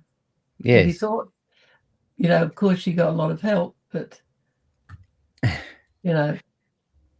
Richard writes, I reckon Ellen tried to be a good person. Richard, I agree, but that doesn't make someone not false in their prophecies. I put an article by Don Casebolt about Ellen White and this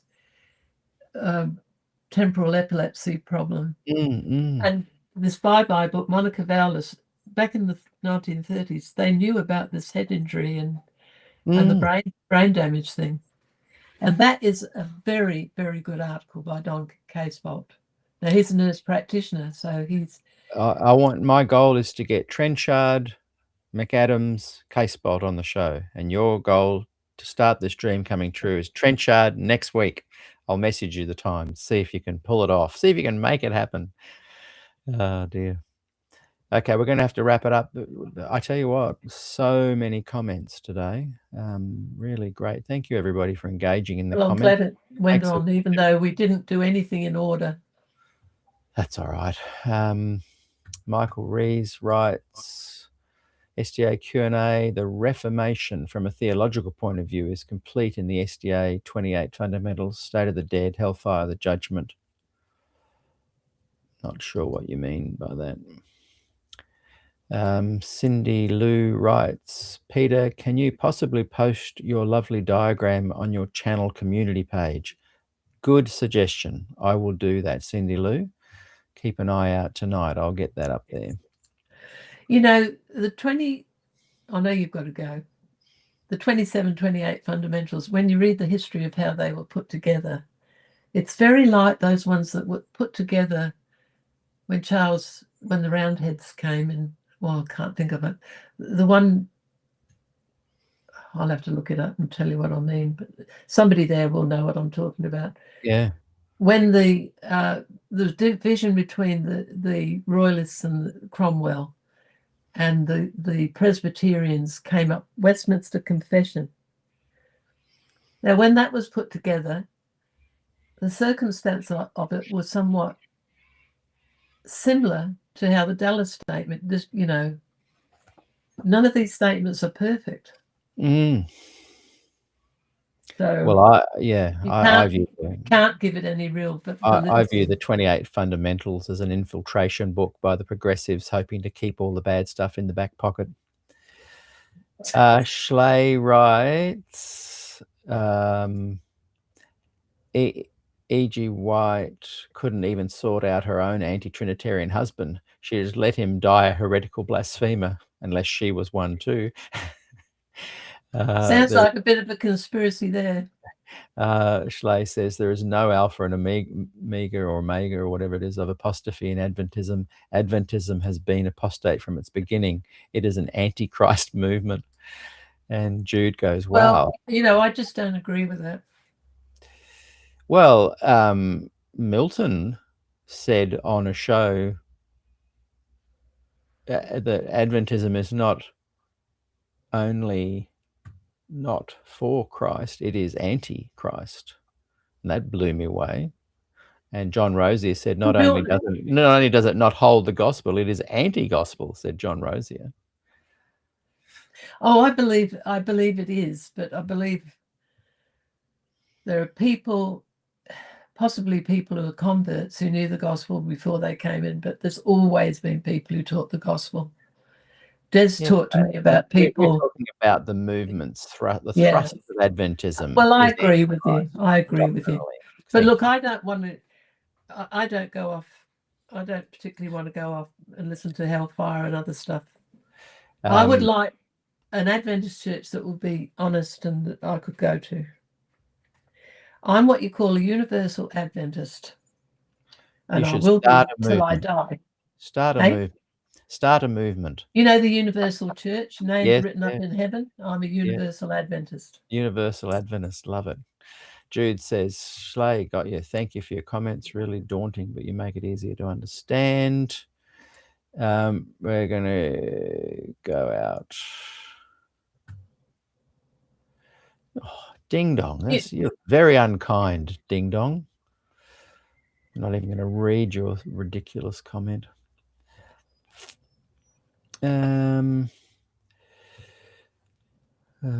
Well, with the name Ding Dong, it doesn't encourage one to listen, does it? Jude says, start a movement. We did together start Reformation Adventist group. And then somebody tried to take it over and bought the worldwide web. Yes, he has passed away now, that guy. Yeah. So, and he was very controlling in his takeover. I was trying to offer it as all Reformation Adventists come and gather and start a movement that actually makes a change. And that just went pear-shaped. One or two more. Peter, Des claimed under conviction that God restored the gift of prophecy in the person of Ellen G. White. What do you think of that? I don't know if he did claim that, did he? Did he view that Ellen had the gift of prophecy? Des was quite conservative. You know, he started, it wouldn't surprise me, Des was very much an Adventist, probably until the late 50s. When I say that, what I mean is he might have said that. You have to say at what point did he say it? Yeah, exactly. Okay, we're going to go out with Start a Movement, Gillian, and Universal Adventist. Love it. I'm too tired. You've even got the name, Universal Adventist. Look, all I've had time to do is these here books. Yeah. That's more work than an old woman should be doing. Well, I'm going to race out the door. Thank you so much, Gillian. I've loved chatting to you. I always do. When are you down this way next? We're going to hang out. Not coming, I might get shot. Not by me. I asked David Thiel when he was up a few weeks ago, yeah, do the leadership know that I've written these books? And he said, I don't think so. They're too busy on other things. And I wanted to keep it that way. Please like and subscribe, everyone. It really helps. And if you've got a few dollars, head over to my PayPal there, paypal.me, Peter Dixon Music. It's been a bit light on lately. I'm not trying to do a big, what do you call it, call for money. But yeah, I do put a lot of effort in, and I really appreciate the few dollars if you've got some spare. And I really thank those who have made some generous donations that really help me keep this thing afloat.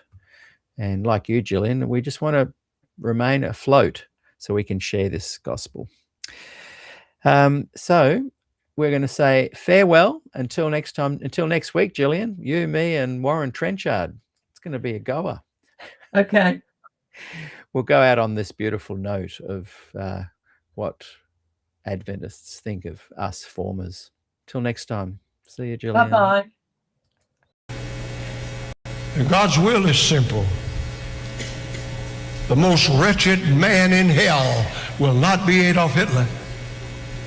The most wretched man in hell, or woman, will not be one like Joe Stalin or some of these more modern devils. The most wretched person in hell will be a former Seventh-day Adventist.